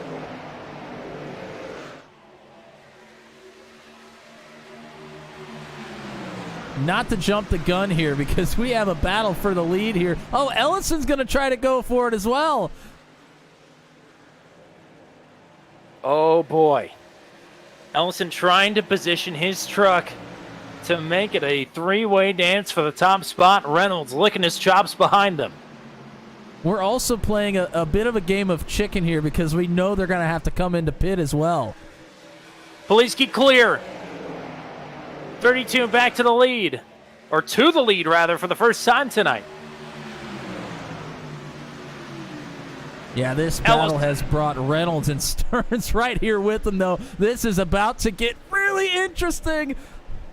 Ellison trying to squeeze that second position out of Jeremy McKinnon. McKinnon with the benefit of his draft from his teammate there. And right back to working on this top side. Ellison on the bottom with help from his teammate Reynolds.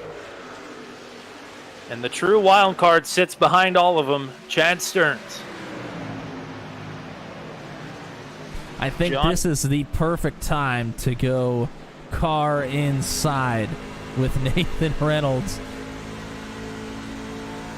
Top 5 basically nose to tail here. Reynolds on the inside and McKinnon for third. And he's got the 2 leaders in touch.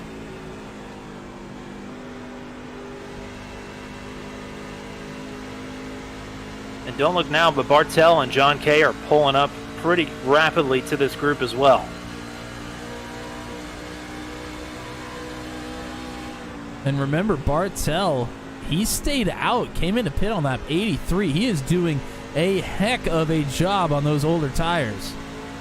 He certainly did not get a good restart, but it is coming to him here in the middle portion of this run. Reynolds a bit of a run here. He backs off the entry to try to get a great exit here on Ellison. Jan Stearns is past Jeremy McKinnon, just behind these two.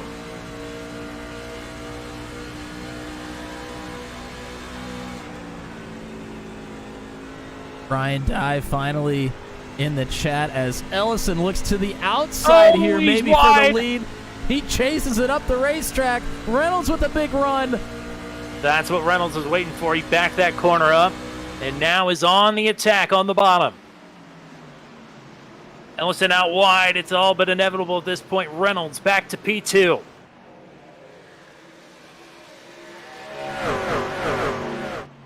And your battle for the race lead, the battle for the championship.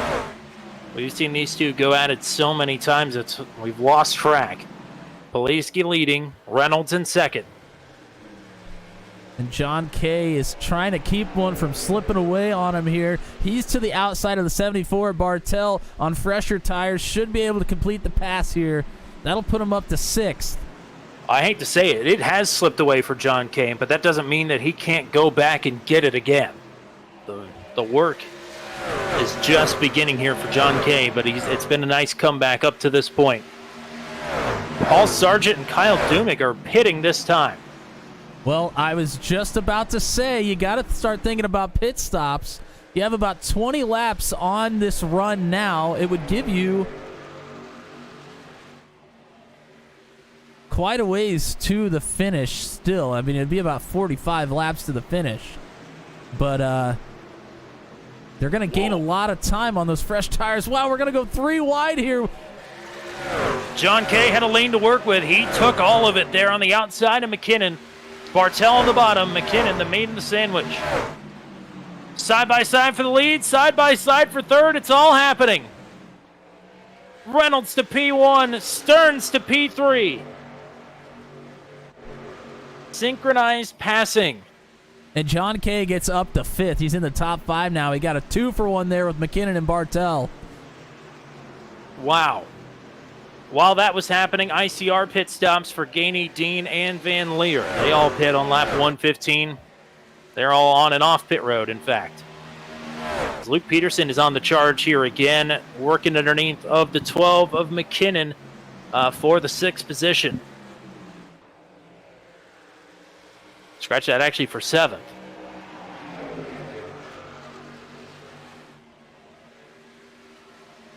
I'm going to call my shot here. I think lap 125 is when we're going to see a lot of drivers start to come down pit road.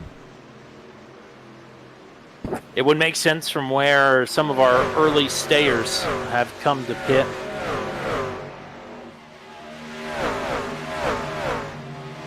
The only exception may be TJ Bartel. He's on a bit older tire. He may try to get the fresh tires a little bit sooner than the others.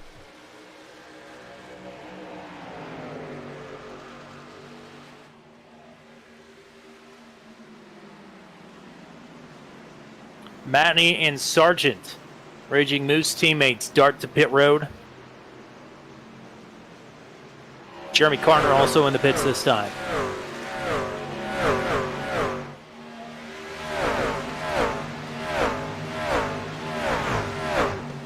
Poliski still right on Nathan Reynolds here.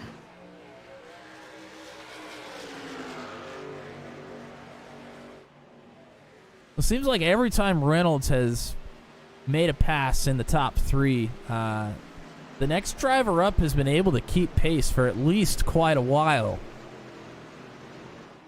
Rutherford and Paluota from just inside of the top 10 hit pit road this time.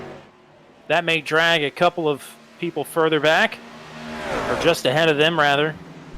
And that may drag a few of the people that are just ahead of them into pit road. So maybe some accelerated pit clocks happening here.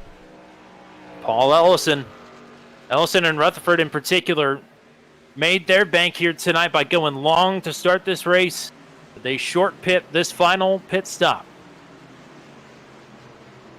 That may drag most of your other drivers in here. It very well could. That could spell trouble here for the top 3 or 4. Reynolds, Poliski, Stearns, Kay, Bartel, your top 5. I would imagine Bartel will be on pit road this time. Well, he's under fire from Peterson right now. Here comes John Kay. We've seen this move from Kay a lot this season where he comes in a lap or 2 earlier than the rest of them, and he makes it work. Now, he does have a lot of time to gain in this race, but he is very quick. He's been the quickest pretty much all night. Kevin Sargent just had a tank slapper. Unfortunately, I think he's got a meatball flag. TJ Bartel coming to pit road this time. Stearns trying to get... Oh, Poliski's coming in the pit. Poliski gets a bump! bump! Some unwanted help on pit entry there. The top 3 all into the pits. And they are right here together. Wow. Bartel came in with them as well. That is a big, big move for TJ Bartel. He's made a couple of really great calls to put himself in a great position here tonight towards the end of the race.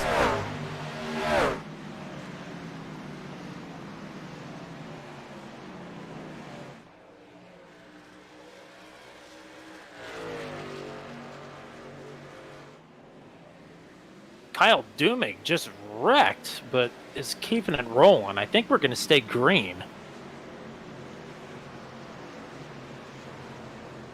It's Reynolds, Stearns, and then Poliski.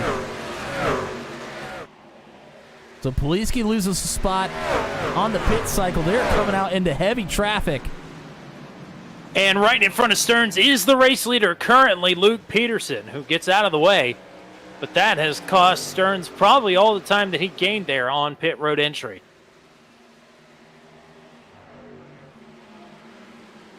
And back to John Kay, 2 who will be your leader on the cycle, Nathan Reynolds. It's about 5 seconds.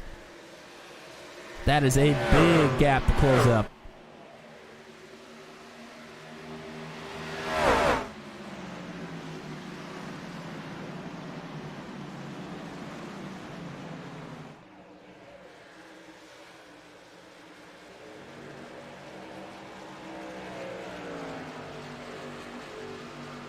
So still waiting on pit stops from Peterson, McKinnon, Rainey, Graves, Gainey. Or rather, Gainey, actually, an early pitter, is now going to forfeit what would be the lead to Nathan Reynolds.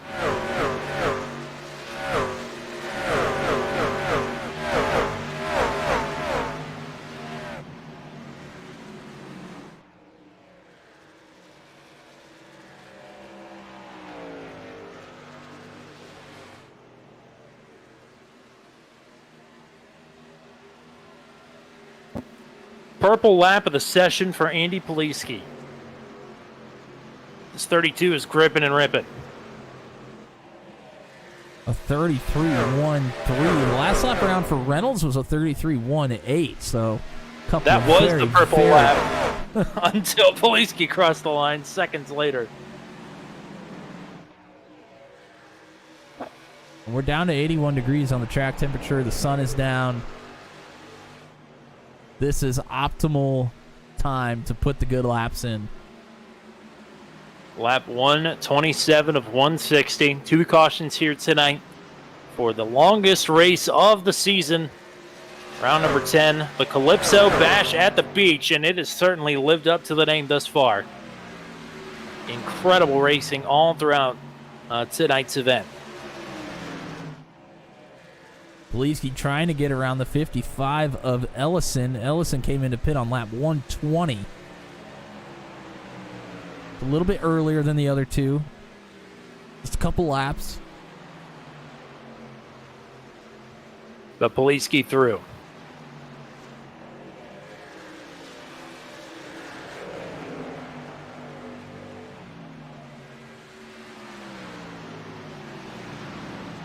Pit stops still to come from Luke Peterson, Jeremy McKinnon, and Kenneth Graves. I believe Peterson may be coming this time, either that or he tracked it all the way down below the apron to save it, and it was the latter.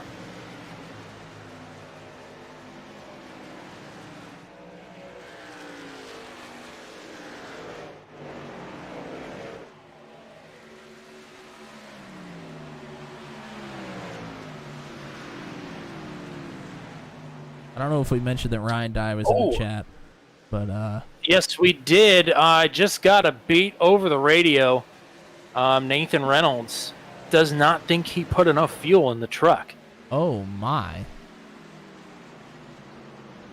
That certainly is a story we're going to have to follow here in closing laps. Boy, Luke Peterson into pit. That's a Brad Saxton move. Oh, boy.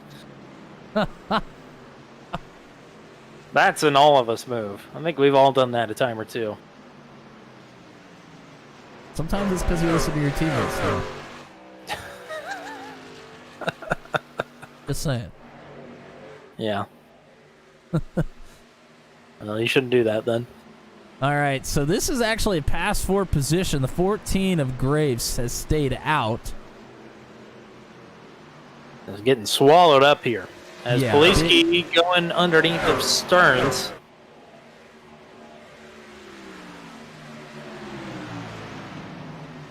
Oh, he absolutely sends it in there. He's going to go for a slider, but Stearns is there on the outside. Stearns rolls the middle. Poliski gets the power back down. It's still a net gain for Poliski. We'll see what he can do into turn number 1 here. Another fairly big send. Stearns backs up the corner. Maybe looking for a crossover. Poliski hugs the bottom out of turn exit. Stearns not done just yet. This very well could be for the win if what Nathan Reynolds says is true. And he is on fuel save mode.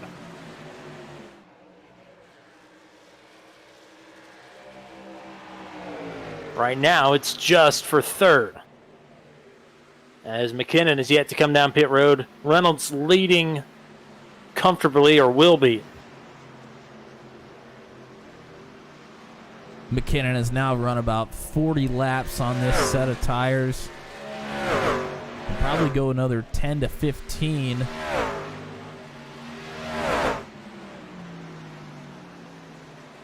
He'd have to come into pit with about 10 to go.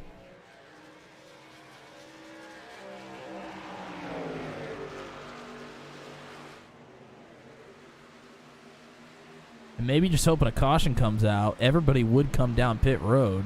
And McKinnon would be in a beautiful spot. So McKinnon may just run this thing out until he gets passed by a couple of drivers.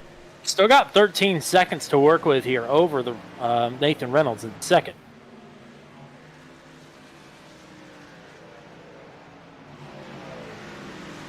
Closest battle on the track here, other than Poliski and Stearns, which looked like it had subsided. Now Stearns is fighting back. Next closest battle is with John Kay and then TJ Bartell. But John Kay is all the way back in 8th. So your many laps leader struggling now in the traffic after restarting well in the back of the field. Yeah, John's going to want this one back for sure. This was this will be a tough one to swallow if it finishes the way that it's going right now. Even a top 10 is not going to be good enough for driver number 2 here tonight.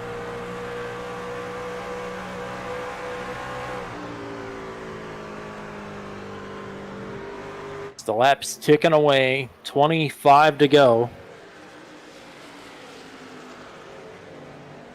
Reynolds inside of 10 seconds now to pass McKinnon outright. Still waiting on this 12 to hit pit road. And for Nathan Reynolds to assume the lead. Well, the McKinnon now into the pits. Yep.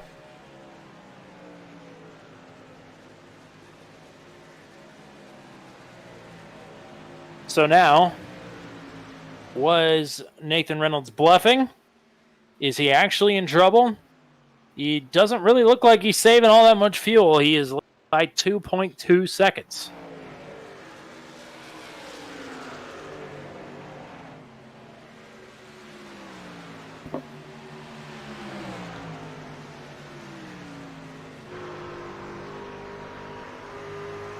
Will Salamone also pit this last time around.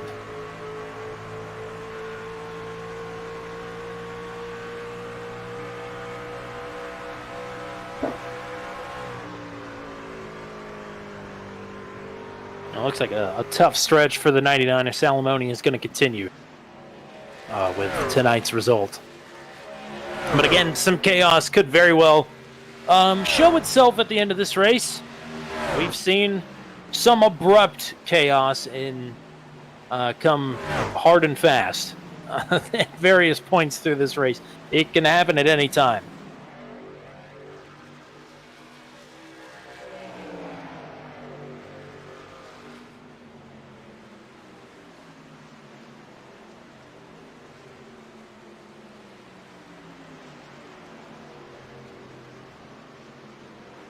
Bartel and John Kay still pretty close together here. A good battle. This is now going to be for the 5th spot. They've moved up a couple with McKinnon coming in, and I believe they passed Brantley Gainey a few laps ago.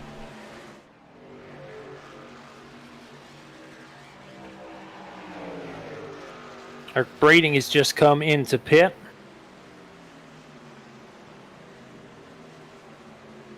.21 to go. Stearns and Poliski have been riding in each other's tire tracks this whole time since the 32 has gotten past.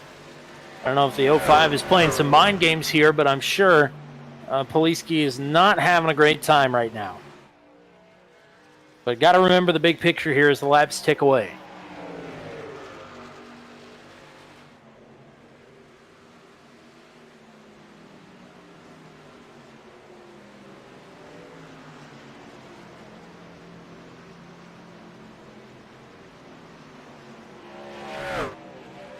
Reynolds is still opening up this gap.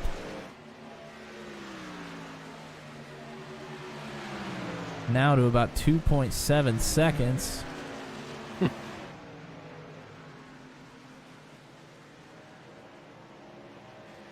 no, I won't steal your joke. Oh, thank you. Tim wrote it first. Well, Poliski probably didn't write it, let's be honest. Okay. You don't think Tim McGraw wrote his own songs in the mid-2000s? I'm gonna say probably not. Yeah, well, we'll have to settle this after the stream because I'm curious now. But Poliski had put some distance between he and Chad Stearns. Chad Stearns got right back on his horse, though. The battle is not over.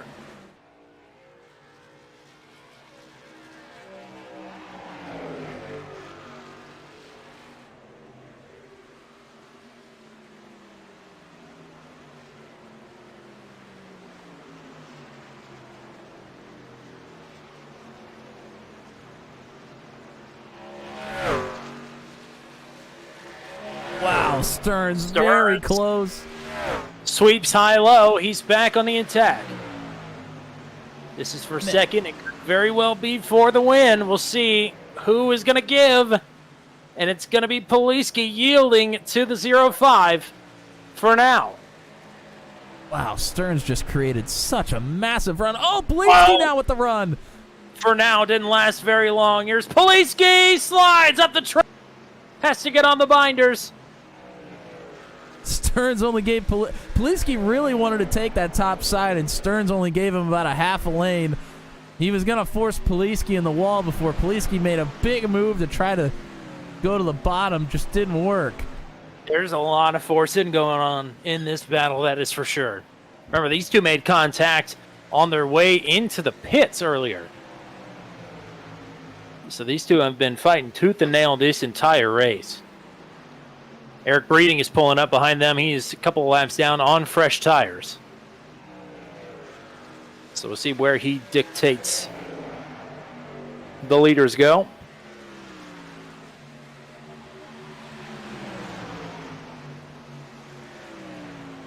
Poliski up off the bottom. Poliski, I think, a bit out of the throttle here and a little bit loose out of turn as well. He is going to buku time.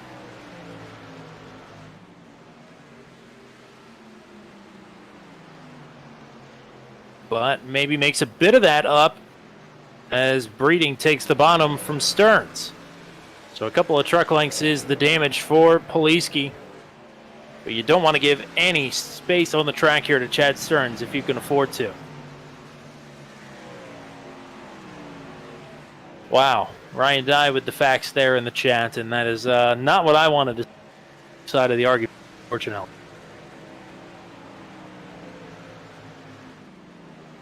Well, I was secretly looking myself, and Okay. yes, the writers, actually very decorated writers, Tim Nichols and Craig Wiseman were the songwriters for Live Like You Were Dying. Okie dokie. Well, put another quarter in the Matt is right jar. I mean, it was very bold of you to try to one up me on country songwriters. It was a gut feeling more than a one up, but I'll take the L regardless. Close battle on the track here between Rutherford and Peterson. Peterson's actually lost this position to Rutherford. Peterson was right behind TJ Bartell and John Kay. By the way, John Kay still has not been able to get around the 74. So Rutherford's gotten around, and now Peterson looking to fight back. I mean, think of how much trouble Corey Rutherford was in earlier this race. Well, just having to make one of the longest saves I've ever seen. Got it done, and it seemed like that was the shot in the arm that he needed. Took the big swing on strategy. It paid off, and was looking to walk away with the top 10 here tonight.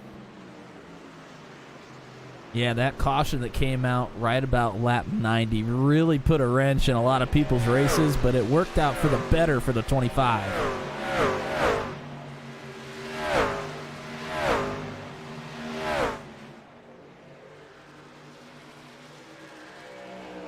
Coming to 11 laps to go. Stearns, I mean, already a second clear on Poliski, is slowly but surely cutting into this gap up to Nathan Reynolds. But a reminder, Nathan Reynolds came over the radio about 15 laps ago and said, I didn't put enough fuel in the truck. So is Reynolds playing a little game? Is Reynolds actually trying to save? Is Reynolds toast? TJ Bartell is also gaining ground on Paul Ellison. He has really broken away from John Kay in 6th.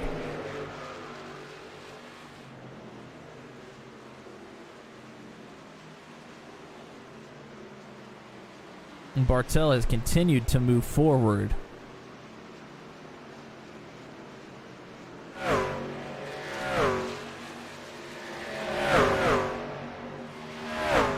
That's a close battle on the track. Another close battle here is between Rainey and Rutherford now, as Peterson has gapped Rutherford. Oh, Rainey, he really sails it in there. He's been really good through 3 and 4 all night.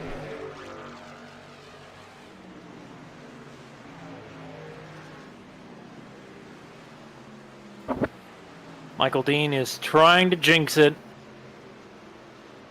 And Jan Van Leer is egging us specifically on to talk about how there has not been a caution. Yeah,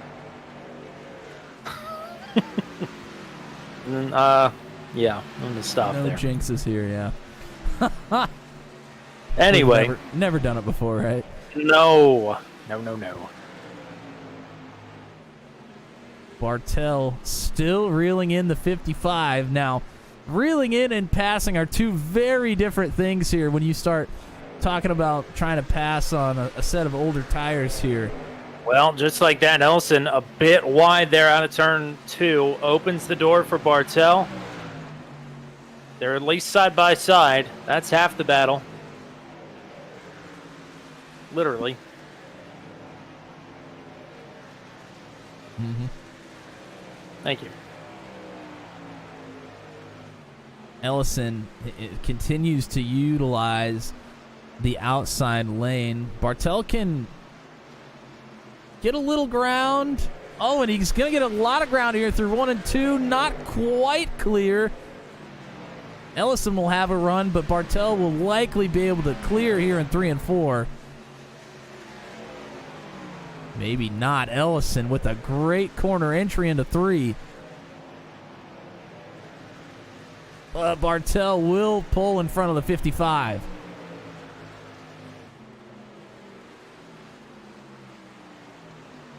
Bartell now up to 4th. We are coming to, I believe, 6 laps to go. This is what our friends at NFL Red Zone would call, I believe, the witching hour. It is, it's crunch time for Nathan Reynolds. Why don't we go car inside with Mr. Car inside and see how that fuel gauge is looking, if we can sneak a peek at it.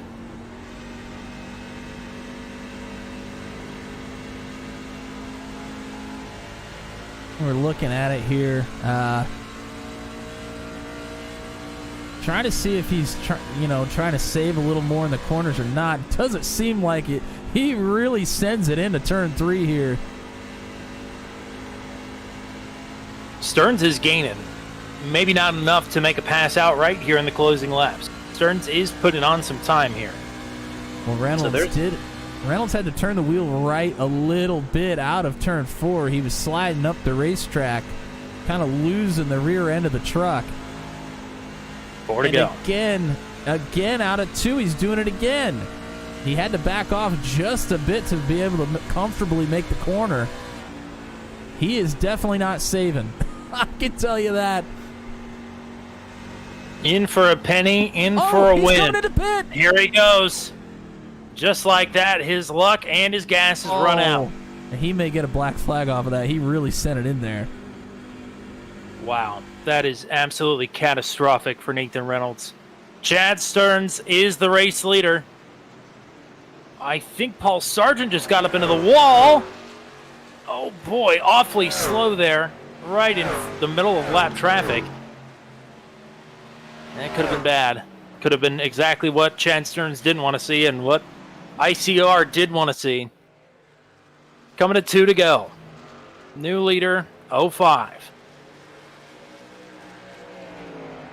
New leader, 05, and he is not losing any ground of the 32, and in fact, the 74 of Bartel is gaining ground on the 32. So Bartel, we talked about it earlier, this seemed like a great track for him. He's really good on the long run usually, and it's coming to fruition here again for the 74. On the podium, looking to be runner-up potentially. And Stearns just wants to make it back to the line and see that white flag waving. And it is. Bartel, huge run. Poliski tries to throw a block. The battle is on for second here on the last lap.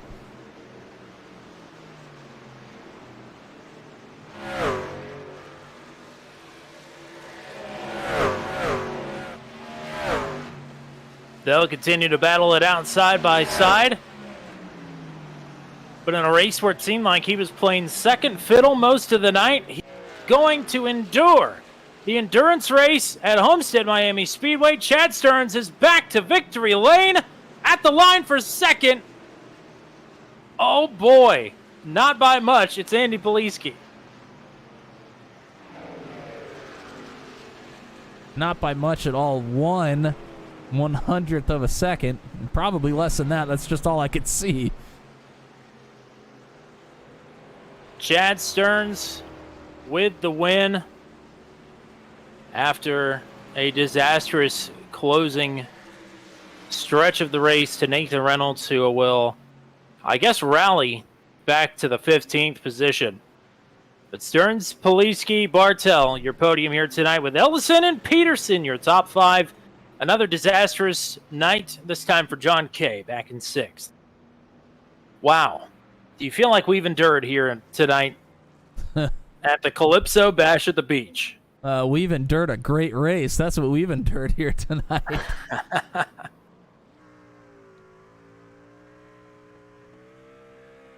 Career start, number 50. Career win, number 6. And Kyle Zittel getting some burnouts in here as well. Owner of that 05, sponsor of the race here tonight. Stearns with, I guess, the walk-off victory.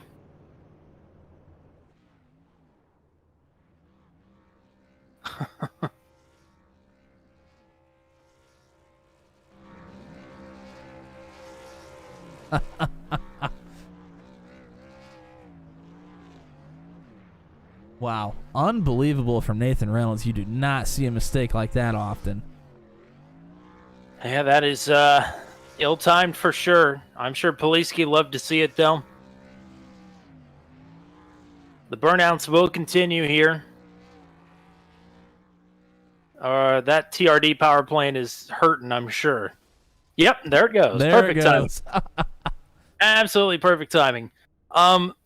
Finishing rundown here for the Calypso Bash at the Beach 160 at Homestead-Miami Speedway. Career victory number 6 for Chad Stearns, and that is his first on an intermediate track, believe it or not. So great work here by the 05 for the victory here tonight. It is his second on the season, third podium of the season. It is podium number 6 on the season for Andy Poliski, who will finish in second. It is podium number 2 on the season for TJ Bartell. We'll talk to all three of these gentlemen momentarily. Second top 5 in a row for Paul Ellison. Awesome run of late for that 55. Great run here tonight for Luke Peterson, who will take his 4th top 10 of the season, his first top 5, and I believe his 2nd or 3rd best career finish ever in the Venom Truck Series. A night that John Kay will want back for sure, finishing in the 6th position. Pretty good run here tonight for Garrett Rainey as well. Was in the top 10 pretty much all night long. Will finish in 7th. Third top 10 of the season for Corey Rutherford. He will finish in 8th here tonight. Brantley Gainey keeping a good streak alive here as well. Will finish in 9th. And Michael Dean on a top 10 streak of his own right now. Will keep it going in the 10th position. Jan Van Leer will finish in 11th. 12th place for Nathan Palawota. 13th, a good rally there, but outside of the top 10 for Jeremy McKinnon. 14th, the top 10 streak is over, unfortunately, tonight for Rodney Matney. Back in the 14th position, Nathan Reynolds. In 15th, Pascal Samard, 16th. Jeremy Carter in 17th. Oz Kennard, the last truck on the lead lap, in 18th. Then it is Eric Breeding in 19th, or rather Kenneth Graves in 19th, Eric Breeding in 20th, Tyler Bergert in 21st, Mo Salamone back in 22nd, Paul Sargent 23rd, Kyle Zittel in 24th, Kevin Sargent in 25th, then DNFs for Kyle Dumick, Cole Maxwell, and Ryan Dye after the lap 1 accident there. A tough night here for driver number 9, but appreciate him hanging out with us in the chat as well throughout the race. We'll go ahead and pull up our 3rd place finisher. And, man, it's been too long, but I'm excited to get driver number 74 back in the booth. TJ Bartell finishes in 3rd. Welcome back to the booth. Man, what an awesome drive for you. You always seem to know how to put the jets on late here in a run. Thanks, guys. I was really questioning whether I might ever be able to talk to you guys again. It's been quite a slump. I mean, you've been playing the strategy game. It's just unfortunate that strategy has not looked very kindly back on you. But man, you seem to know how to get around these intermediate tracks really, really well. Yeah, I mean, they're my favorite kind of racetrack, pretty much. And I found on the first run, I was driving in entry a little too hard, and I was burning up the right front. So this is the last part of the race after the first round. I just started backing up the entry, and it made the truck drive a whole lot better through the length of the run. Matt, what do you got? Congrats on the P3. Just about got Poliski there for the 2nd position. That was a great battle to watch there towards the end of the race. But talk to me about staying out when that caution came out right about lap 90. You had come in about 10 laps before that. You really held on good on that set of tires. Talk to me about that run that you had. Yeah, when the caution came out, I didn't want to burn a set of tires and then only have one left in case we had a couple more cautions, because tires are so important here. So I'm like, I'm not going to burn them up. And then as we came around, because I was kind of back a little ways, and I seen that it was just me and the 22 that stayed out, like, as far as like the front runners go. And I'm like, oh no, we're in a whole lot of trouble here. But I was really surprised at how well the truck held on. So very happy about that. And you were on the march late, got up to the podium, challenging there side by side for a couple of spots short of getting that first win. I don't think we're too far away from that happening, though. Shout-outs for you here tonight. Well, guys, yeah, keep trying. Maybe one of these days I'll get a win, but I got to keep knocking on the door. Good run for us tonight. I have to thank Raging Moose Racing, my teammates Paul, Kevin, and Rodney. It's always fun working with those guys. Really appreciate the effort they put into this. Appreciate Venom, the drivers here, the admins, all the work that they do. And I could not be remiss without thanking my sponsor, Turn 200. Yeah. Tommy and Matt, you guys are the best. Proud to carry the colors. I changed it to a white base because it's hot in the summer, so I figured I'll get rid of the black for August anyway.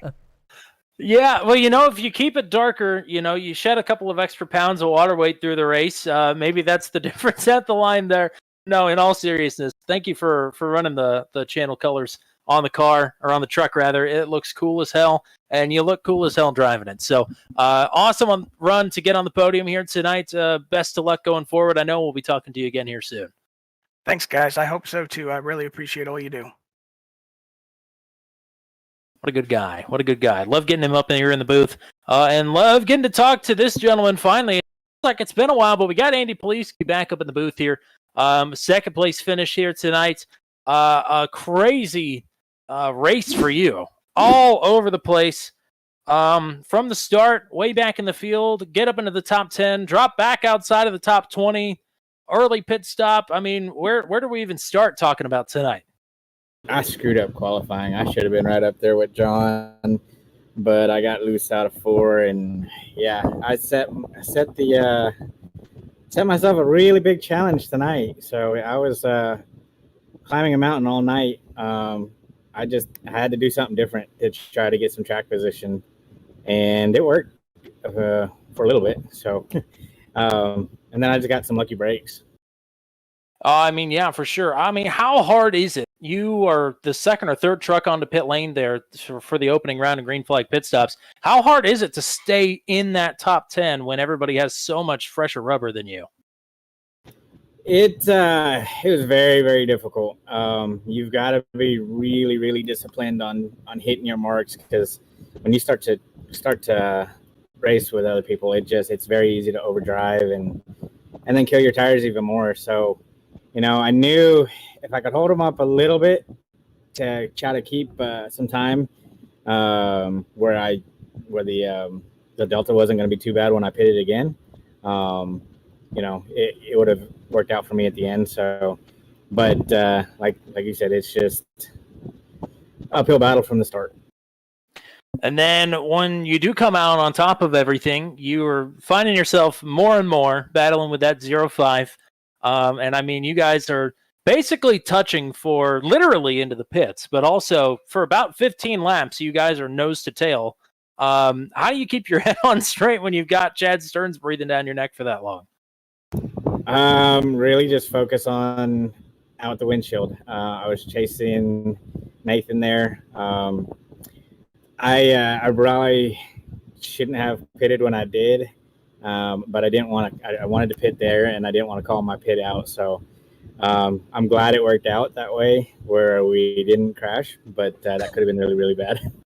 Matt, what do you got for Andy? Well, congrats on a well-fought podium position here tonight. I am looking at the points as we speak. You didn't have a very good finish last week.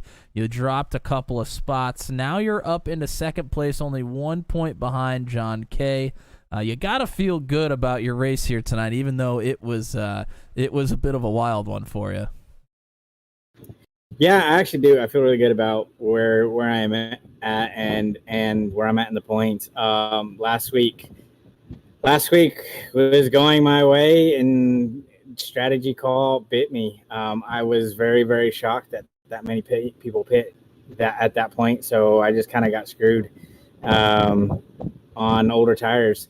So it is what it is. You just got to keep fighting and keep scratching and clawing. So to only be 1 point back after a bad finish, that's a really good thing. And I've got some good tracks coming up for me. So Bristol's gonna be a crapshoot and a lot of fun. Hopefully we can keep it clean.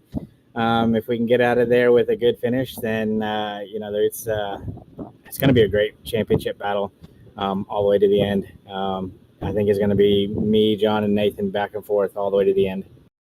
Absolutely. It's already a good championship battle, and I think it's just heating up. Like you said, a lot of interesting tracks that could go really anybody's direction down the stretch here. But the reigning champ here tonight, plus 19 on the race. Who do you want to thank here tonight? want to thank my sponsors, Nissan Wichita Falls. They support me a lot every week in, week out. My team, unfortunately, Steve was out, but Jeremy, he had a good run for him at this track. Good to see him there. You guys in the booth every week in, week out. Awesome work. And then, like always, this league, it's great racing, top to bottom. I mean, I battled all the way from 20th. I mean, it's a hard fought battle every single position. There's nobody that's easy to pass and here. So everybody's good, and it's when you can come back from the back to the front, you know you've done your job. Well, it was a hard-fought P2 for you here tonight. Congrats on the good run. Talk to you again next week at Bristol. Yes, sir. Thank you. All righty, and we're going to go ahead and bring up our race winner, the 5 of Chad Stearns. Last time we got the race win, we didn't get to talk to you, but we'll get to talk to you here tonight. Congrats on the big win. It seemed like you were sort of pretty steady in this mix of guys that were coming and going all through the night. And you waited towards the end until you were finally able to get yourself out in front. Yeah, that was pretty much the plan. I knew it was a super long race, so I just wanted to not really get into any one-on-one battles throughout the race, save as much as I could.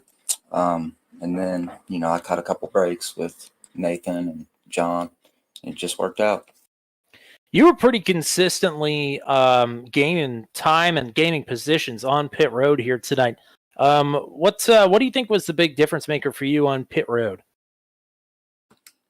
Man, that's a great question. I'll be 100% honest with you. My pit strategy was if someone's in front of me, pit when they do. So that's what I did. And it worked out pretty well. You got the best of John Kay. I mean, you pulled right up to the back of Andy Poliski and were able to gain some spots that way. Then in the closing stretch, dueling it out with Andy Poliski, I mean, you were on the back of the 32 truck for the better part of 15 laps there, waiting to pull the trigger on that move. When do you decide to make that?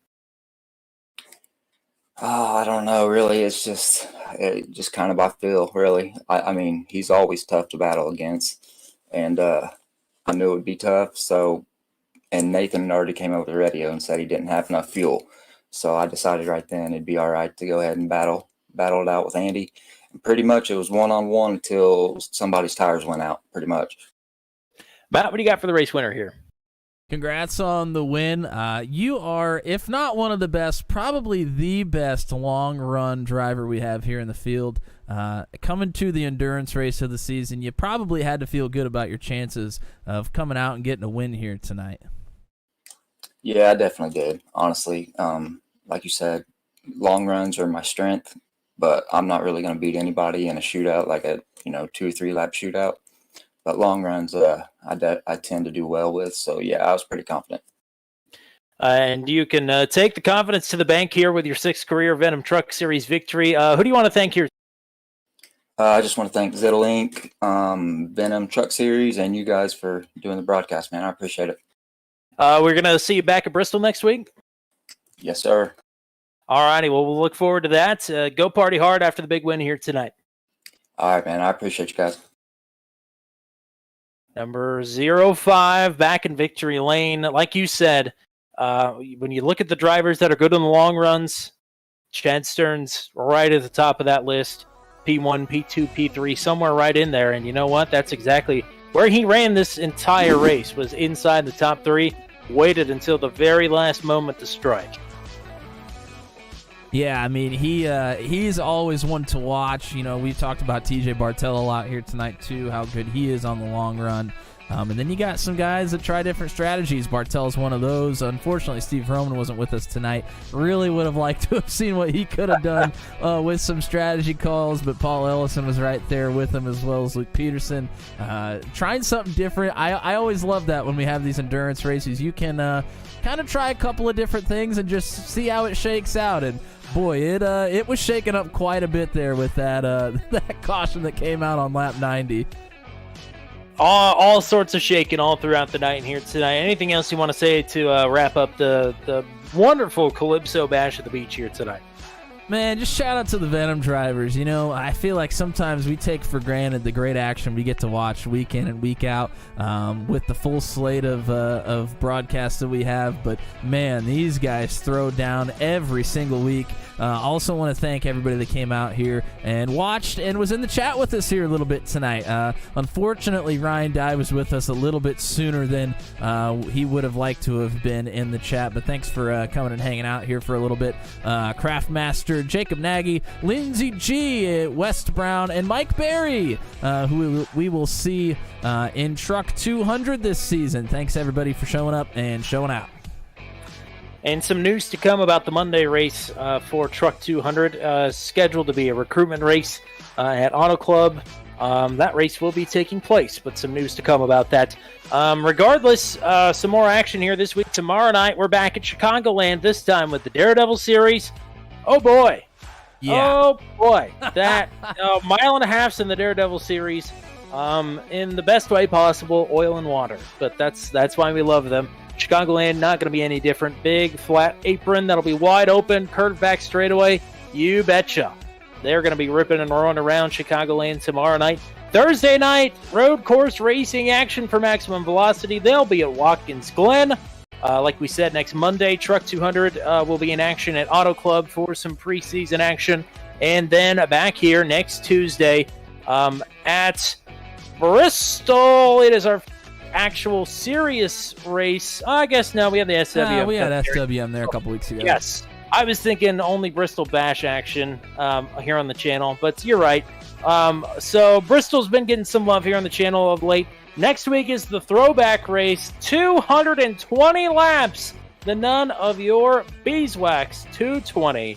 And with some special pre-race shenanigans as well. Ooh. So a lot to look forward to here for the Venom Truck Series coverage on Turn 200. If you want to make sure that you are here on time for the None of Your Beeswax 220, be sure to go down and hit that subscribe button. Here's an oldie but a goodie. Mr. Matt Williamson, did you know that only 25% of the people who are watching this stream are subscribed to the channel? Really? Interesting. Yes. Wow, that has changed quite a bit.